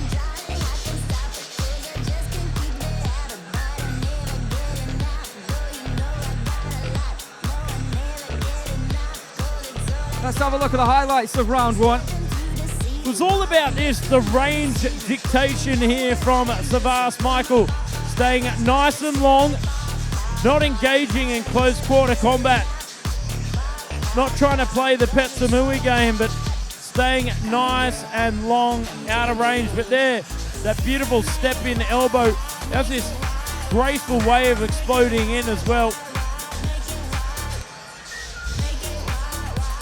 Ladies and gentlemen, in round 1, all 3 judges scored 10-9 in favor of the red corner. It was the fact that he got struck with the a low kick now and again, but apart from that, pretty smooth from the baby face killer. The baby face chiller at the moment. Round number 2. Oh, beautiful step up switch knee. Beautiful. Again, staying nice and long here. This is just quintessential Savvas, isn't it? Those fast jabs and that left knee. Tell you what, giving new meaning to the long game. But this is what I know of Petchsamui. Throwing those left and right bombs and just using his face as a battering ram to get as close to the action as possible. Absolutely. Little pocket rocket exploding out of the gates here. There you can see strikes landed 59 to Petchsamui's 23. Yeah, good block there from Savvas. And this plays into Savvas's game plan right away. Stay nice and long. He'll utilise that footwork. Stiff jab, set up the left kick, straight up on the arms, push out with that double-handed push out with the palms. He's got great wrist control there from Savvas. Oh, there, beautiful placement. Well, credit to Petchsamui though. Keep going to the legs in that one. Believe it or not, even though all the damage it seems to be done on the left leg, hurt the right leg instead. Here he goes again. Inside and outside leg kicks there from Petchsamui. Tell you what, he is certainly going for that lead leg. Swing and a miss there from Petchsamui. Oh, great combination. Going to work with those long knees. Finishing off with that beautiful long knee, as Joe was saying. Nice kick to the body there from Savvas. Oh, there it is again, but takes a big bomb there from Petchsamui. Ah, beautiful. But again, even though he gets hit with that knee, what does he do? Continue to fire low kicks. Oh, just feel like the body language again. starting to hunch over a little bit here for Petchsamui. The accumulation of knees might be working their magic. Beautiful. Nice jabs, good footwork there. Oh, first time we've seen Petchsamui on the back foot. And the body shot starting to take its toll. Savvas starting to work his hands here. There's no reply as of yet from Petchsamui. A famous toe kick there from Savvas that we've seen so many fighters starting to use. Grimace on the face of Petchsamui from all those body shots. And again. Targeting the body with that toe teep. Oh, moves around. Beautiful footwork there from Savvas. Clean, clinical, precise. Bit of a surgical effort here. Oh, big right hand! Petchsamui stumbles back. Savvas going in for the kill now. Big problems here for Petchsamui. Going down below, combinations up top. As I said, big knee. End of round number 2. Savvas is dominating Joe Comerford.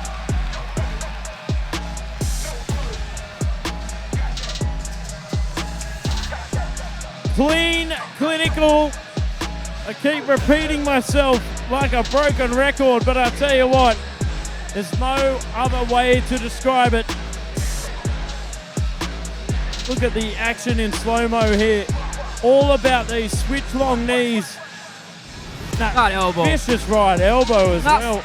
The risk that Petchsamui knew he had to take. And Savvas was waiting. Gotta give credit though to Petchsamui. The height differential. It's just too much for him. It's not only that, it's about the technique that Savvas has as well. Over to the judges. Ladies and gentlemen, in round 2, all 3 judges scored 10-9 in favor of the red corner. On a total score, all 3 judges scored 20-18. It's kill or be killed now for Petchsamui. Savvas Michael, you know what? In his last performance out against Petchwichai, was it? I don't think he was at his best. He got the job done here tonight. Yeah, he is looking like he is back to his best. And 135 pounds, you better start to take note. Here we are coming into the third and final round. Big mountain to climb here for Petchsamui. I'll tell you what, he's got to get past those knees. Oh! That's the first step of the mountain. Yeah, running right hand there from the very game, Petchsamui. You could hear in the corner of Savvas Michael, as I might just saying, stay controlled. Look at the strikes landed in round number 2, 92 to 37. Is that a record? 92? That's unbelievable. Staying nice and long here from Savvas. Taking any unnecessary risks. Where Petchsamui has to take those risks. Another shot to the body there. Nice elbow from Petchsamui. Savvas just trying to tie him up.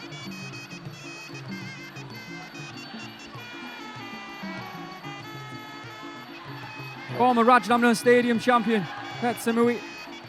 Let's not forget.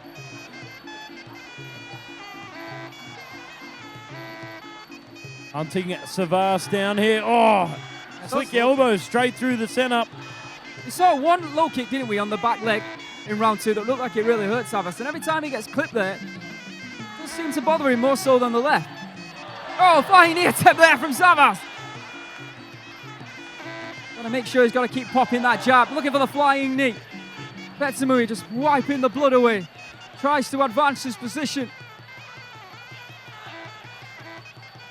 Again, pressing forward. Non-stop action here from Petchsamui. Oh, tries to spin in a bit. Spinning back fist there from Petchsamui. Oh, beautiful long knees. Switching it up there from Savvas Michael. Targeting upstairs. Big combinations there from Petchsamui as he presses forward, but still in cruise control, I feel, here from Savvas. Oh, targeting the body there. Beautiful work there from the Cypriot.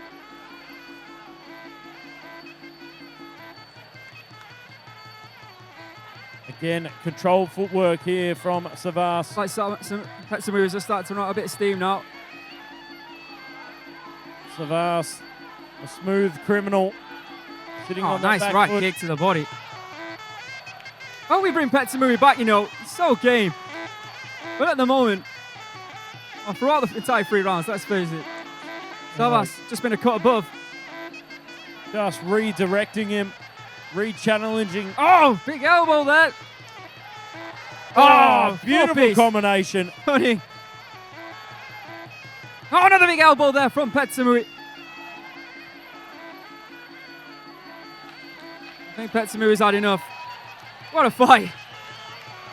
These two have exchanged over and over and over again throughout the entire 3 rounds, and you've got to give credit to both.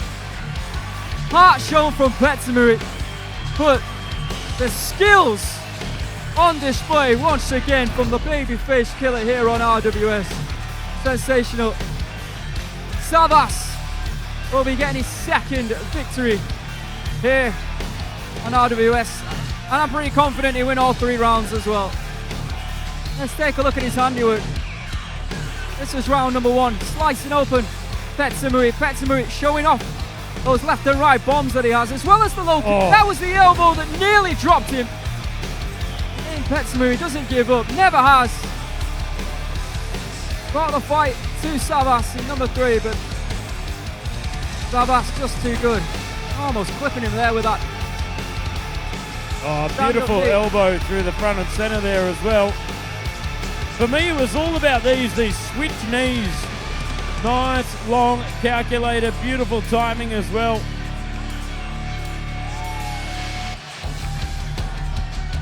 Timing, precision, length. Good case study for range control in that fight. Ladies and gentlemen, after 3 rounds of Muay Thai action, we go to the judges' scorecard. All 3 judges scored this bout 30-27, declaring your winner by way of unanimous decision. Red corner, the babyface killer, Savvas Michael. Sensational Savvas goes 2-0 this year on RWS. I'm telling you, look. Welcome back to RWS Rajadamnern World Series. After some incredible Muay Thai action here tonight, this is the moment you have all been waiting for. The Rajadamnern lightweight world title is on the line. We've got in one corner Sangmanee. We've got in the other the history maker, Egor Bikrev. Joe Comerford, break this one down for me. Of course, Sangmanee adorned the name the $1 Million Baby, referring back to the high purses that he was charging back in the day in the peak of his career. Then he took a long time away from the sport, almost retiring. People thought he was done. Then he came back here to RWS. He had a tough fight in his first fight, unfortunately losing, but then came back like a phoenix, rising from the ashes on a 6-fight win streak. And of course, tonight will be his 3rd title defense here at Rajadamnern Stadium. Absolutely. There's pressure on Sangmanee, no doubt, but there's also pressure on the history maker, Egor Bikrev. There's been some incredible non-Thai fighters over the years here at Rajadamnern Stadium. 21, I believe, non-Thais have only won the belt. Can he become the 22nd? Let's find out. This is the RWS Rajadamnern World Series main event!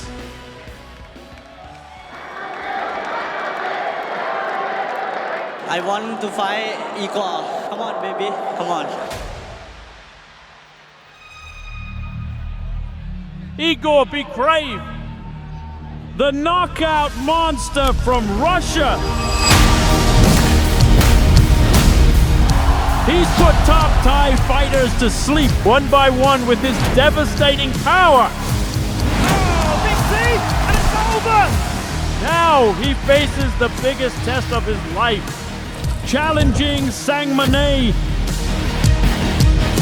The 4 Division Rajadamnern Stadium World Champion, the man who conquered everything.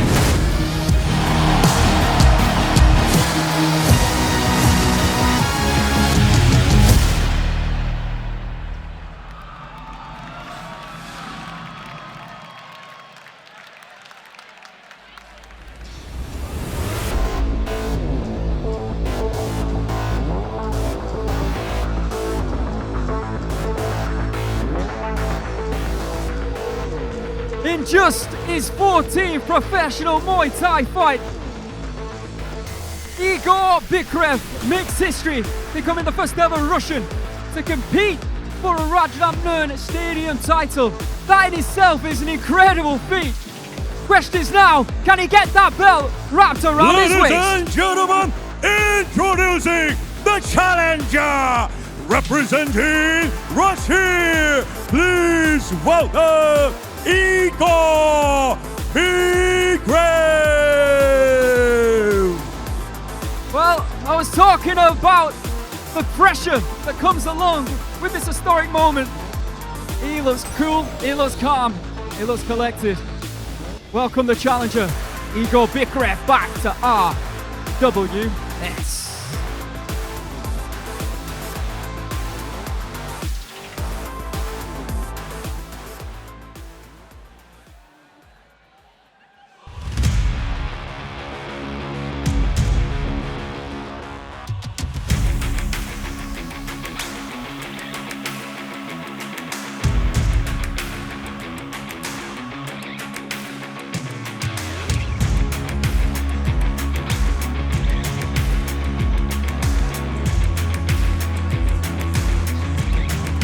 As I said before, the Phoenix has truly risen from the ashes, shaking off the baby wings, and now a fully matured veteran.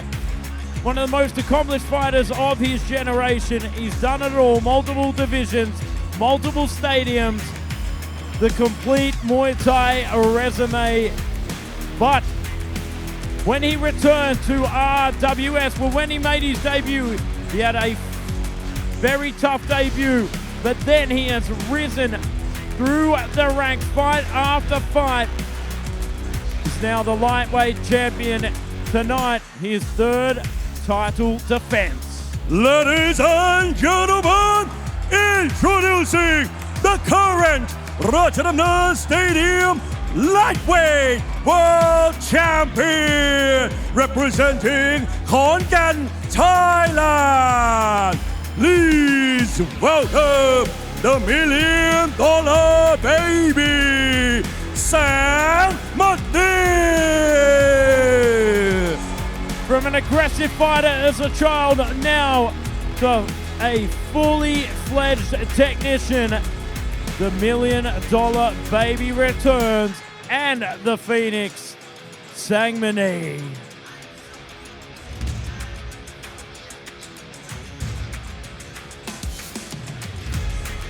Main event time here on RWS. It is always special when the Rajadamnern Stadium gold is on the line. It's special that we have two fighters trying to make history. Of course, Sangmanee trying to tie Samingdek to become or defend his belt for the third time, and Egor Bikrev, I keep saying it, but I'm going to keep on saying it, the first ever Russian to compete for the belt. First ever Russian to try and get that belt wrapped around his waist. Introducing first in the blue corners, who look on at the tail of the tape, Egor Bikrev from Russia, 23 years of age, standing at 178 centimeters, weighing in here at the stadium at 134.4 pounds. He has a reach of 173 centimeters. Born in Kropyevsk in Russia, 13 fights, 11 victories, 1 loss, 1 draw.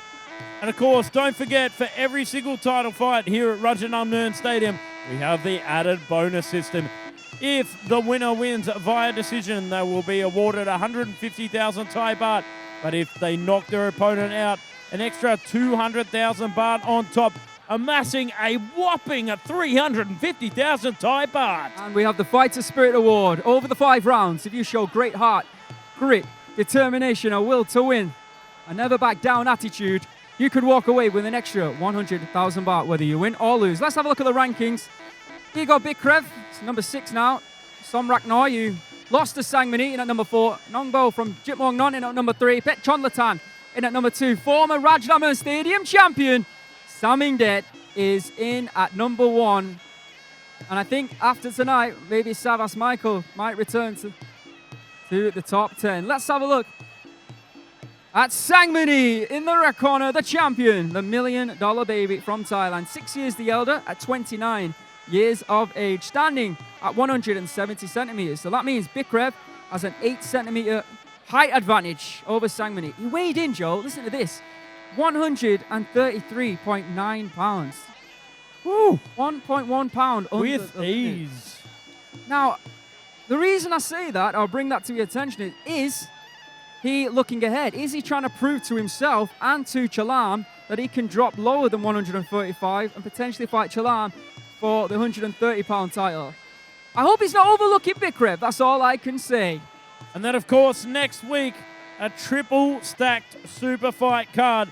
Petchsamui versus Petzilla for the 3rd time. The vacant Super Bantamweight World Championship title. That's a super fight.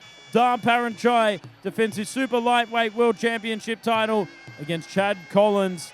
That is a super fight as well. And Daniel Rodriguez defends his Super Welterweight World Championship title against Hercules. 3 super fights for April Inferno. Saturday, the 18th of April. That is next week. You can see Sangmanee there performing his Y crew with the belt wrapped around his waist as tradition here at the stadiums, and most stadiums, it should be noted, in Thailand. So his record is 156 victories, 47 losses, and 5 draws. Born in Khon Kaen in the northeastern region of Thailand. 2012 Fighter of the Year, which he shared that accolade, I believe, with Petchwichai. That was 14 years ago, and he's still going strong. Former Lumpini Stadium minimum weight champion, the current Rajadamnern Stadium lightweight world champion. And as Joe was mentioning, his record here on RWS didn't start great, but we're focusing on Egor Bikrev first. Last year, he had just had 2 fights here on RWS. Back on the 13th of September, defeated Petchwichai in round number 1, I beg your pardon, not round 2, and then moved on 22nd of November, a dismantling of the then Omnoi Stadium champion Chai. And I think due to that victory, the matchmakers here on RWS, combined with the fact that he actually did call out Sangmanee, we're happy to give him the shot. And here we are in our main event of the evening with Bikrev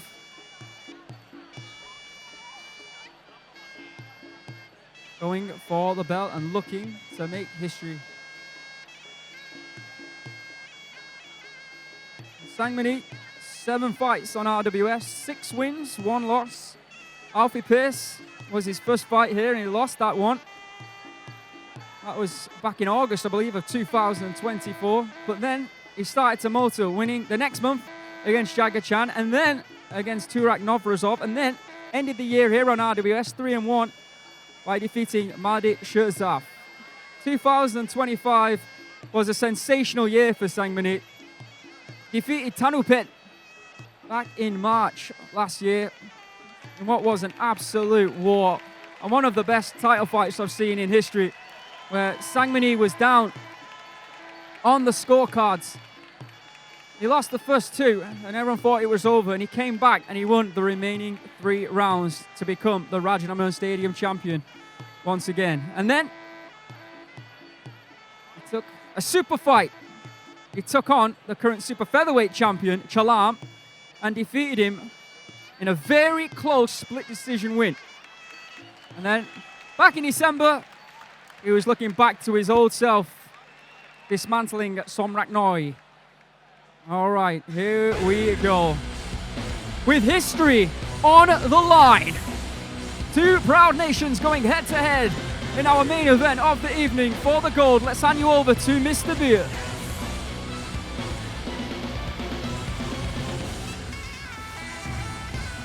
Ladies and gentlemen, this is the moment you've been waiting for. The main event of the evening. This is Rajadamnern Stadium Lightweight World Championship. And now we are live for the birthplace of Muay Thai to over 200 countries around the world. This is Muay Thai. And this is Rajadamnern.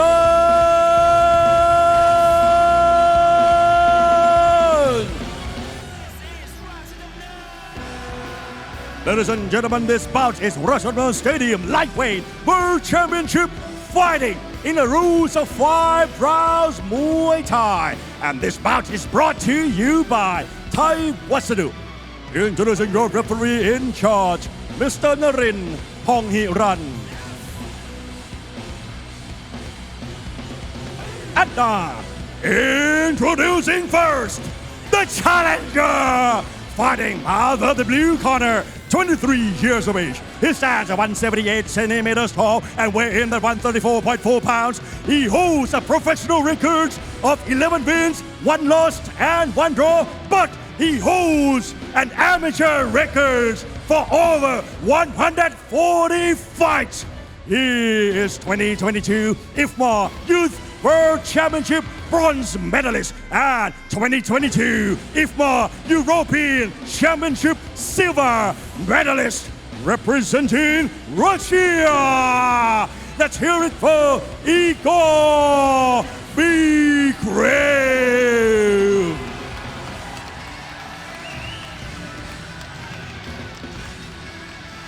And introducing his opponent, the current champion. Fighting out of the red corner, 29 years of age. He stands at 170 centimeters tall and weighs in 133.9 pounds. He holds a record of 156 wins, 47 losses, and 5 draws. He is 2012 Fighter of the Year and the former Lumpini Stadium minimum weight champion and the current Rajadamnern Stadium Lightweight World Champion representing Khon Kaen, Thailand. Let's hear it for the $1 million baby, Sangmanee.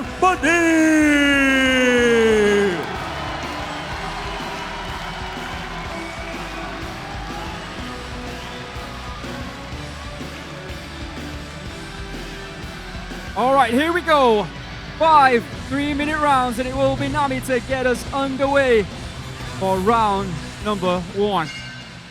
Joe, you stated that Bikrev, he needs to start fast and put pressure on Sangmanee immediately. Let's see if he does that. We know about that toe kick to the body as well. We've seen that in action. There it is, straight away. We know about the left kick of Sangmanee. Oh, there it is again.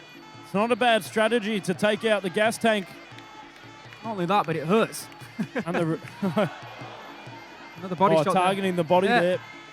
Certainly starting fast and furious here from Egor Bikrev. Nice low kick from Sangmanee. Joe, this is Egor Bikrev's 14 professional fight! And Sangmanee is down in round 1, and it's over! Is this not the biggest upset in history?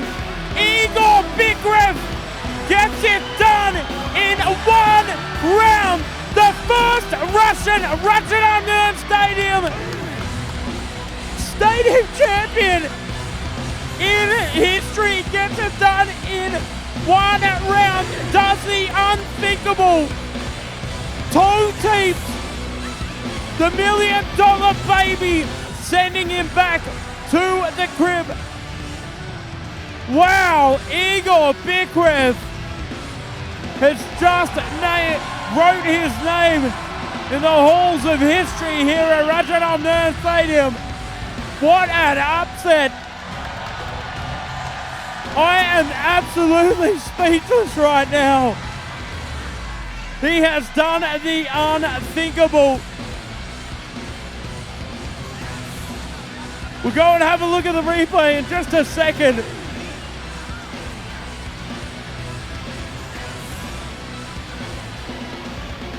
Well, I'll tell you what, he has certainly proved the naysayers wrong. Oh, nasty and sharp, straight through the midsection.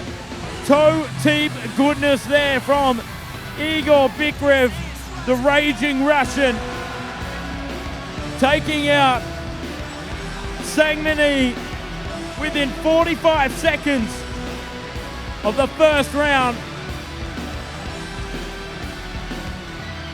What a way to flip the script of Muay Thai.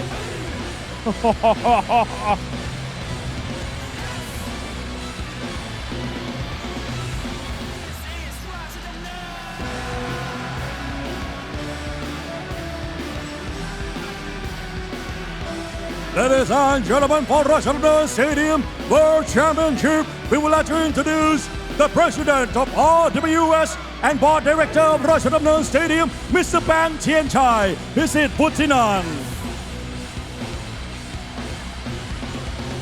And now, ladies and gentlemen, after 48 seconds in round one, we have the winner by way of knockout and new Rajadamnern Stadium Lightweight World Champion, blue corner, Egor Bikrev.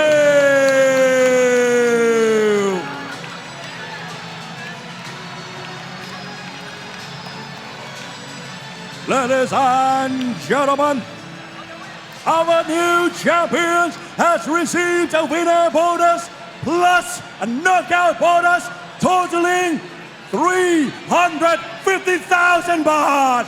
Congratulations แชมป์คนใหม่ของเราครับในรุ่นไลท์เวทได้รางวัลโบนัสรวมไปถึงรางวัลน็อกเอาท์โบนัสรวมทั้งสิ้น 350,000 บาท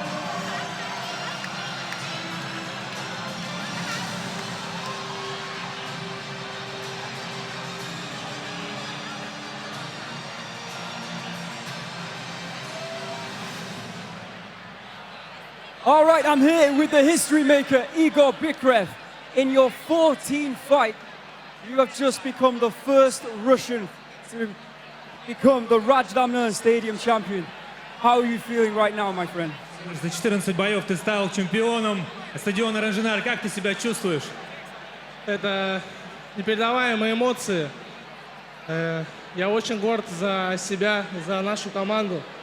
Все, кто со мной рядом, это мой тренер. На протяжении 15 лет уже я тренируюсь у своего тренера. It's very emotional, and you know, very big support who close to me, my team, for sure my coach with whom I'm already 15 years. Да, It's an incredible victory. сегодня это победа моего тренера. Today is a win of my coach for sure, and my team. Of course, not just for yourself, but for your team and for your country as well. Now, that kick, the toe kick, was that always the game plan? Did you feel you could knock out Sangmanee with that kick? Чувствовал ли ты, что можешь победить именно киком, таким нокаутом? Какой у тебя был вообще план? План, вообще этого удара не было в планах. То есть это такой удар, который просто на поддержку дистанции.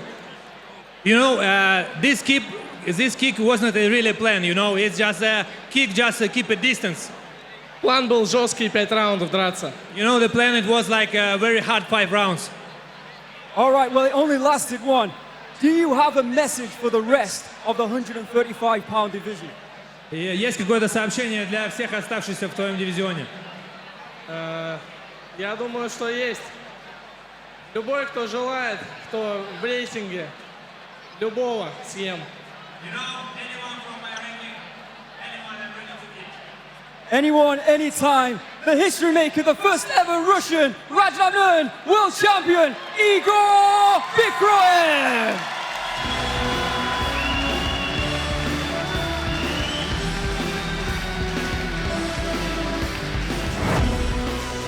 Ladies and gentlemen, introducing your Thai warrior fighting out from Nonthaburi, Thailand. Please welcome Chanasuek.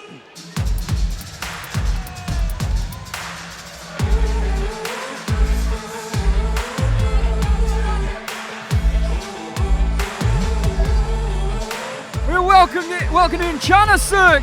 Bit lost for words, Joe. I was expecting a little bit more commentating on our main event, but congratulations to the history maker, Egor Bikrev. Final bout of the evening now. Chanasuek from Thailand in the red corner. And now, introducing your Chinese warrior, Wang Dehua.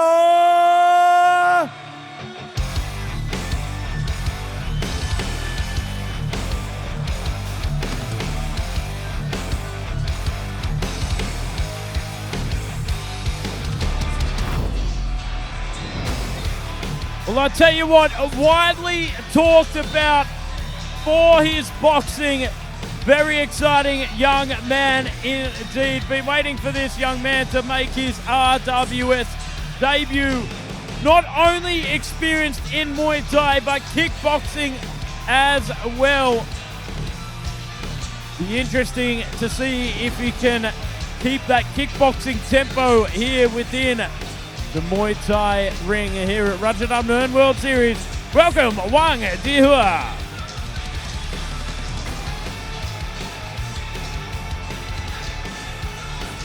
Now this fight taking place at 126 pounds. More experience for the 19-year-old than the 16-year-old. But like Joe was saying, been looking forward to the arrival of Wang Dehua for a while now. And a lot of promise about him. I think this will be a nice test.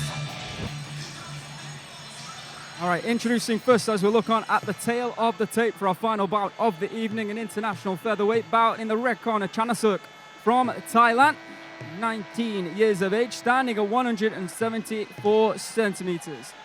Weighing in at 124.4 pounds, he has a reach of 171 centimeters, born in Nonthaburi, in the northern part of Thailand, or northern part of Bangkok, Thailand, should I say. 30 fights, 30 wins, 20 losses, and 5 draws. Let's have a look at the other fights that are taking place next week. We know about the 3 super fights, but we've got Nursing versus Dimitri Chengelia.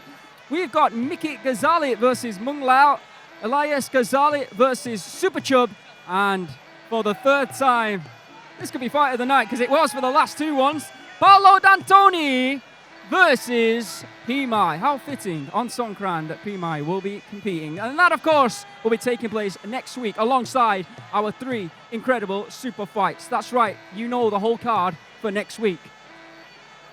And it's going to be an absolute cracker without a shadow of a doubt. So good, they've made the poster blue instead of red. All right, in the blue corner, the prodigy known as Wang Dehua. From China, 16 years of age, standing at 166 centimeters, meaning that Chanasuek has an 8 centimeter height advantage.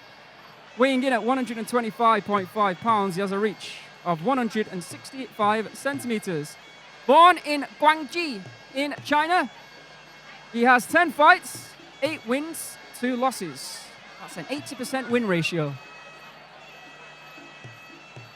Glad you've been paying attention in math class, my friend. I just love round numbers. What can I say? Yeah, I'm still a little bit shocked, a little bit perplexed about what we just witnessed there. Well, you... And I'm in the corner of Sangmanee. Superlek was there. I think Nico Carrillo as well. And I think Superlek in the past, he's had a little bit of trouble with that toe shot, or that toe kick as it's known.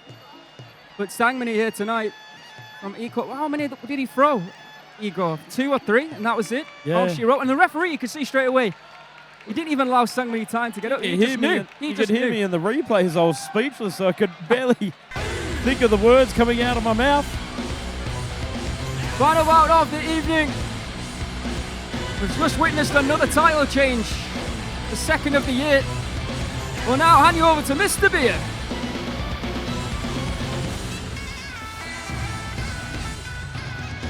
Ladies and gentlemen, this is the last bout of the evening. This is Muay Thai, and this is Rajadamnern Introducing your referee, Mr. Pricha Savikan. And now, introducing first, fighting out of the red corner, 19 years of age. He stands at 174 centimeters tall and weighs in at 124.4 pounds. He holds a record of 30 wins, 20 losses, and 5 draws, representing Nonthaburi, Thailand. Let's hear it for Chanasuek.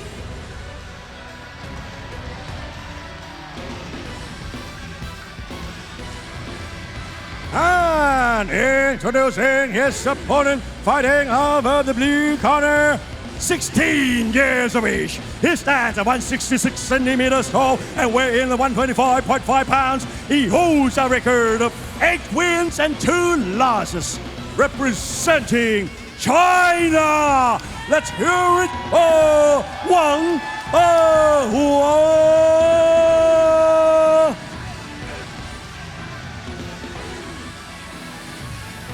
All right, here we go. Final bout of what has been a really entertaining and history-making RWS Rajadamnern World Series. Will be dear to get us underway. Three-minute rounds at 126 pounds, aka featherweight. Swinging a mitch there from Wang. Going for that inside leg. Oh, a beautiful southpaw power there from Chanasuek. Kick upstairs there from Wang. Very light in his feet, but there, setting in the standard left kick. Southpaw there from Chanasuek. Nice and long. Staying very calm and composed. Has competed here on RWS previously, losing, unfortunately, so looking to try and get back into the winning column. Started well here, but Wang put him on the back foot. It seems like Chanasuek happy to fight off the back foot, though. The old southpaw draw here, waiting and baiting, trying to fire off that left kick. He's got 30 wins and 20 losses, 5 draws on his record, so he's very much a 50-50 fighter. Tell you what, that... Oh! The flurry there from Wang. Oh, sinking it in for good measure there from Chanasuek. Again, just waiting and baiting. As he said, happy to fight off that back foot. Pretty typical of southpaws to say. They like to stay long on that back foot and draw their opponents into that swinging left kick to the left hand. Especially orthodox fighters. Come into the spider's web. Big, long left knee there. Oh, Chanasuek. Beautiful body shots. Got the attention that time of Chanasuek. Inside kick from Wang. Big knee from Chanasuek. He needs more of that. He needs to be more aggressive. It's just one shot and then he's moving away, unfortunately. But when he does deliver a shot, it's usually a nice one. There's a left hook to the body from Wang. And again, Chanasuek chasing him, trying to hunt him down with knees. 45 seconds to go here in the first round. Joe and I will be back up, just going through all the upcoming title fights here on RWS. That's a low kick, and that hurt Chanasuek. Solid right kick to the midsection. I'm a little bit surprised he didn't go back to the leg. 30 seconds left here of round number 1 of a Schedule 3. High tempo here from Wang. Targeting the lead leg from the outside.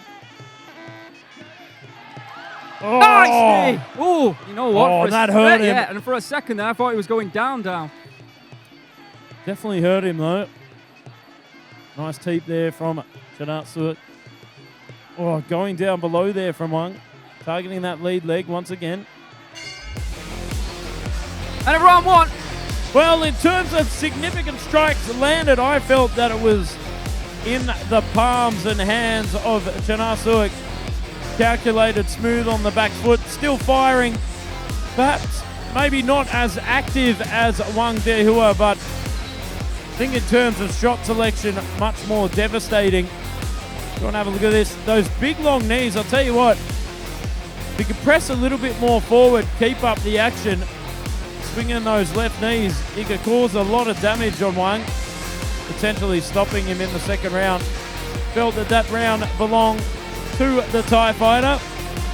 Interesting. I think there's a case, that Wang Dehua won that round, Joe. First time this evening that we are separate. Let's find out. Ladies and gentlemen, in round one, all three judges scored 10-9 in favor of the red corner. Attacking the body is really working well for Wang. And let's see if he can build on that here in round number two. Here we go. Round number two. A lot of pressure straight out of the gate here from Wang. Oh, big left knee once again there from Chanasuek. And again, targeting with that left kick. Not a bad strategy. An adjustment there from Wang going for that leg again.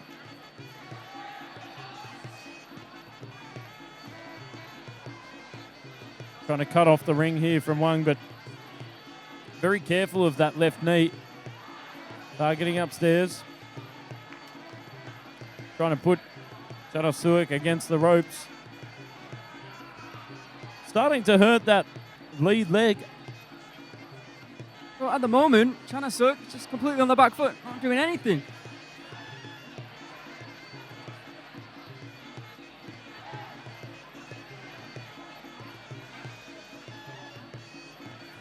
Nice and long here from Chanasuek. But I think he needs to pick up the pace a little bit. May get a warning for stepping too much on the back foot. Oh, throws in that left hand just for good measure to prove me wrong. nice shot to the body there, three-piece. Perfectly executed by Wang.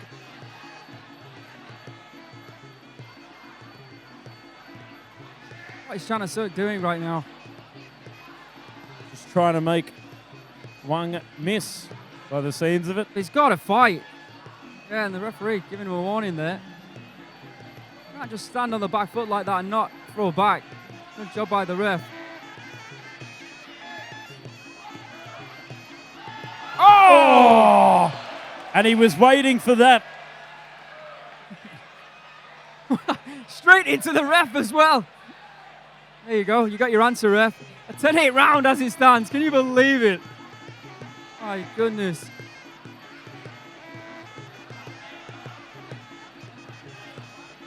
This sport's so unpredictable, Joe. Oh, big left kick there from Chanasuek. Chanasuek's got great weapons. He's just not throwing.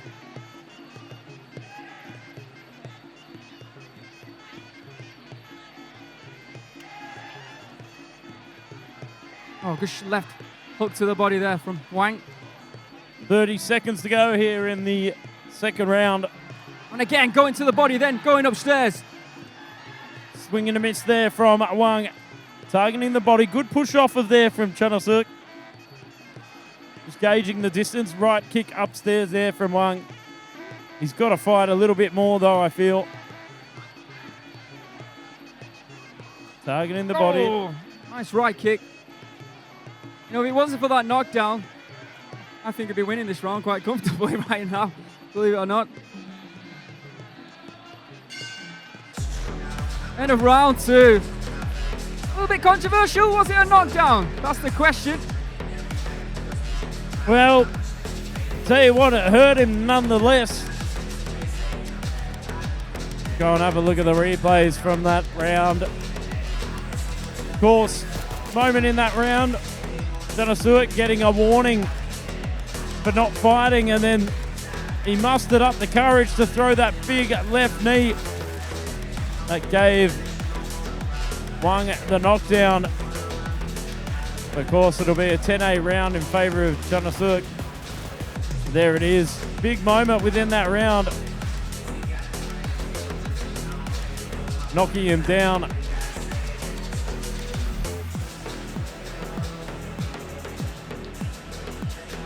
Ladies and gentlemen, in round two, all three judges scored 10-8 in favor of the red corner. On a total score, all three judges scored 20-17. he has the potential to be the champion for a long, long time, in my opinion, Joe. Certainly does. But here we are coming into the third and final round of the evening. Oh, firing out on all cylinders from Wang. Here's a question. You think we might give Savvas the nod? Just throwing that out there. Tonight's performance, just throwing that out there. Why not? I, for one, would watch. Let's put it that way. Oh, big hands here from Wang. 30 seconds down already. Chanasuek trying to protect his position, it seems. Oh, there's that big left knee once again. It works, doesn't it? Oh, right hand there. I mean, if it ain't broke, don't fix it, but we want to pick up the pace a little bit. He's looking up at the clock there. Oh. Wang getting desperate here, targeting that lead leg, and he's hurt him. Yeah, very much so. Should go back down there. I feel like he wants to hurt him because of that knee strike. Yeah, you could see the reddening, that same targeted position from that knee. I think if he, let's face it, if he doesn't knock him out, this is going to be such a frustrating loss for Wang. After all the effort and hard work that he's put into this fight, compared to Chanasuek.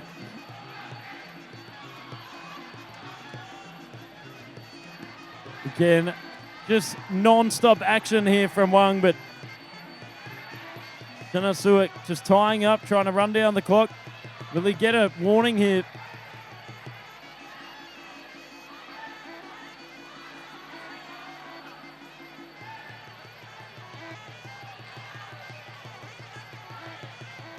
Just over a minute to go here in the third and final round.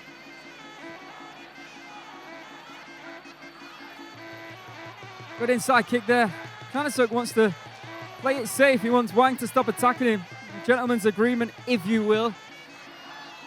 Well, I'll tell you what, Wang's not having it. That was a huge knee there. That was as big as Chanasuek's knockdown. Oh, and again to that side of the body. Oh, and again, big knees here. And again, another right shot to the left side of the ribs there over Chanasuek from Wang. He's got to survive the next 30 seconds here. Oh, I'll tell you what, Wang's going out on his shield, that's for sure. Absolutely.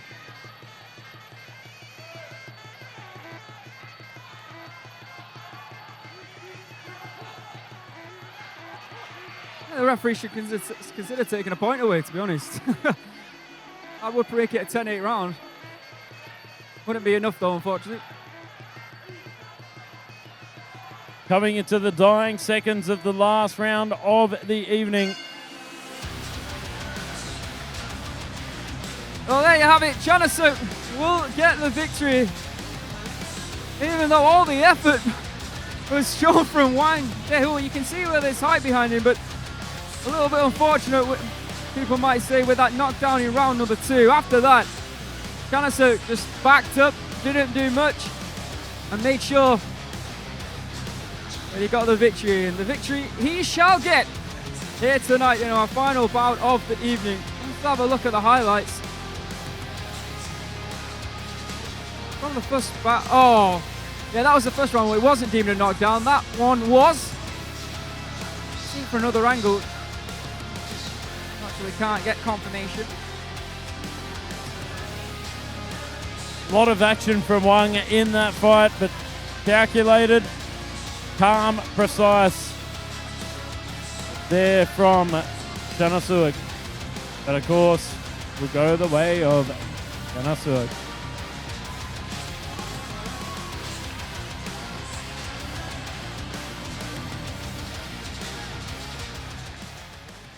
Ladies and gentlemen, after 3 rounds of Muay Thai action, we go to the judges' scorecard. All 3 judges scored this bout 29-27. Declaring your winner by way of unanimous decision. Red corner, Chana Congratulations to Chanasuek. Welcome back to RWS Rajadamnern World Series, and what an historic night has been once again. We congratulate Egor Bikrev on the second title change in just over 3 months this year, and of course Bikrev becomes the first ever Russian to get the Rajadamnern Stadium bell wrapped around his waist. But we're not finished with April Inferno. Let's see what's coming up next week. Of course, coming up next week, a hat-trick of super fights. Danny Rodriguez, the chosen one, will defend his super welterweight title against Hercules.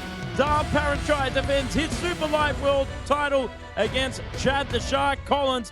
Petchsamui, Petzilla for the third time. We run it back for the vacant super bantamweight world championship title. 3 super fights next week, Saturday the 18th of April. Let's not forget, on the final April Inferno event on the 25th of April, we will have Pet Morakot defending his middleweight world title against Salim Khan Ibragimov. Well, what a night it's been, an historic night. We thank you for joining us, because this is Muay Thai and this is Rajadamnern. This is Rajadamnern.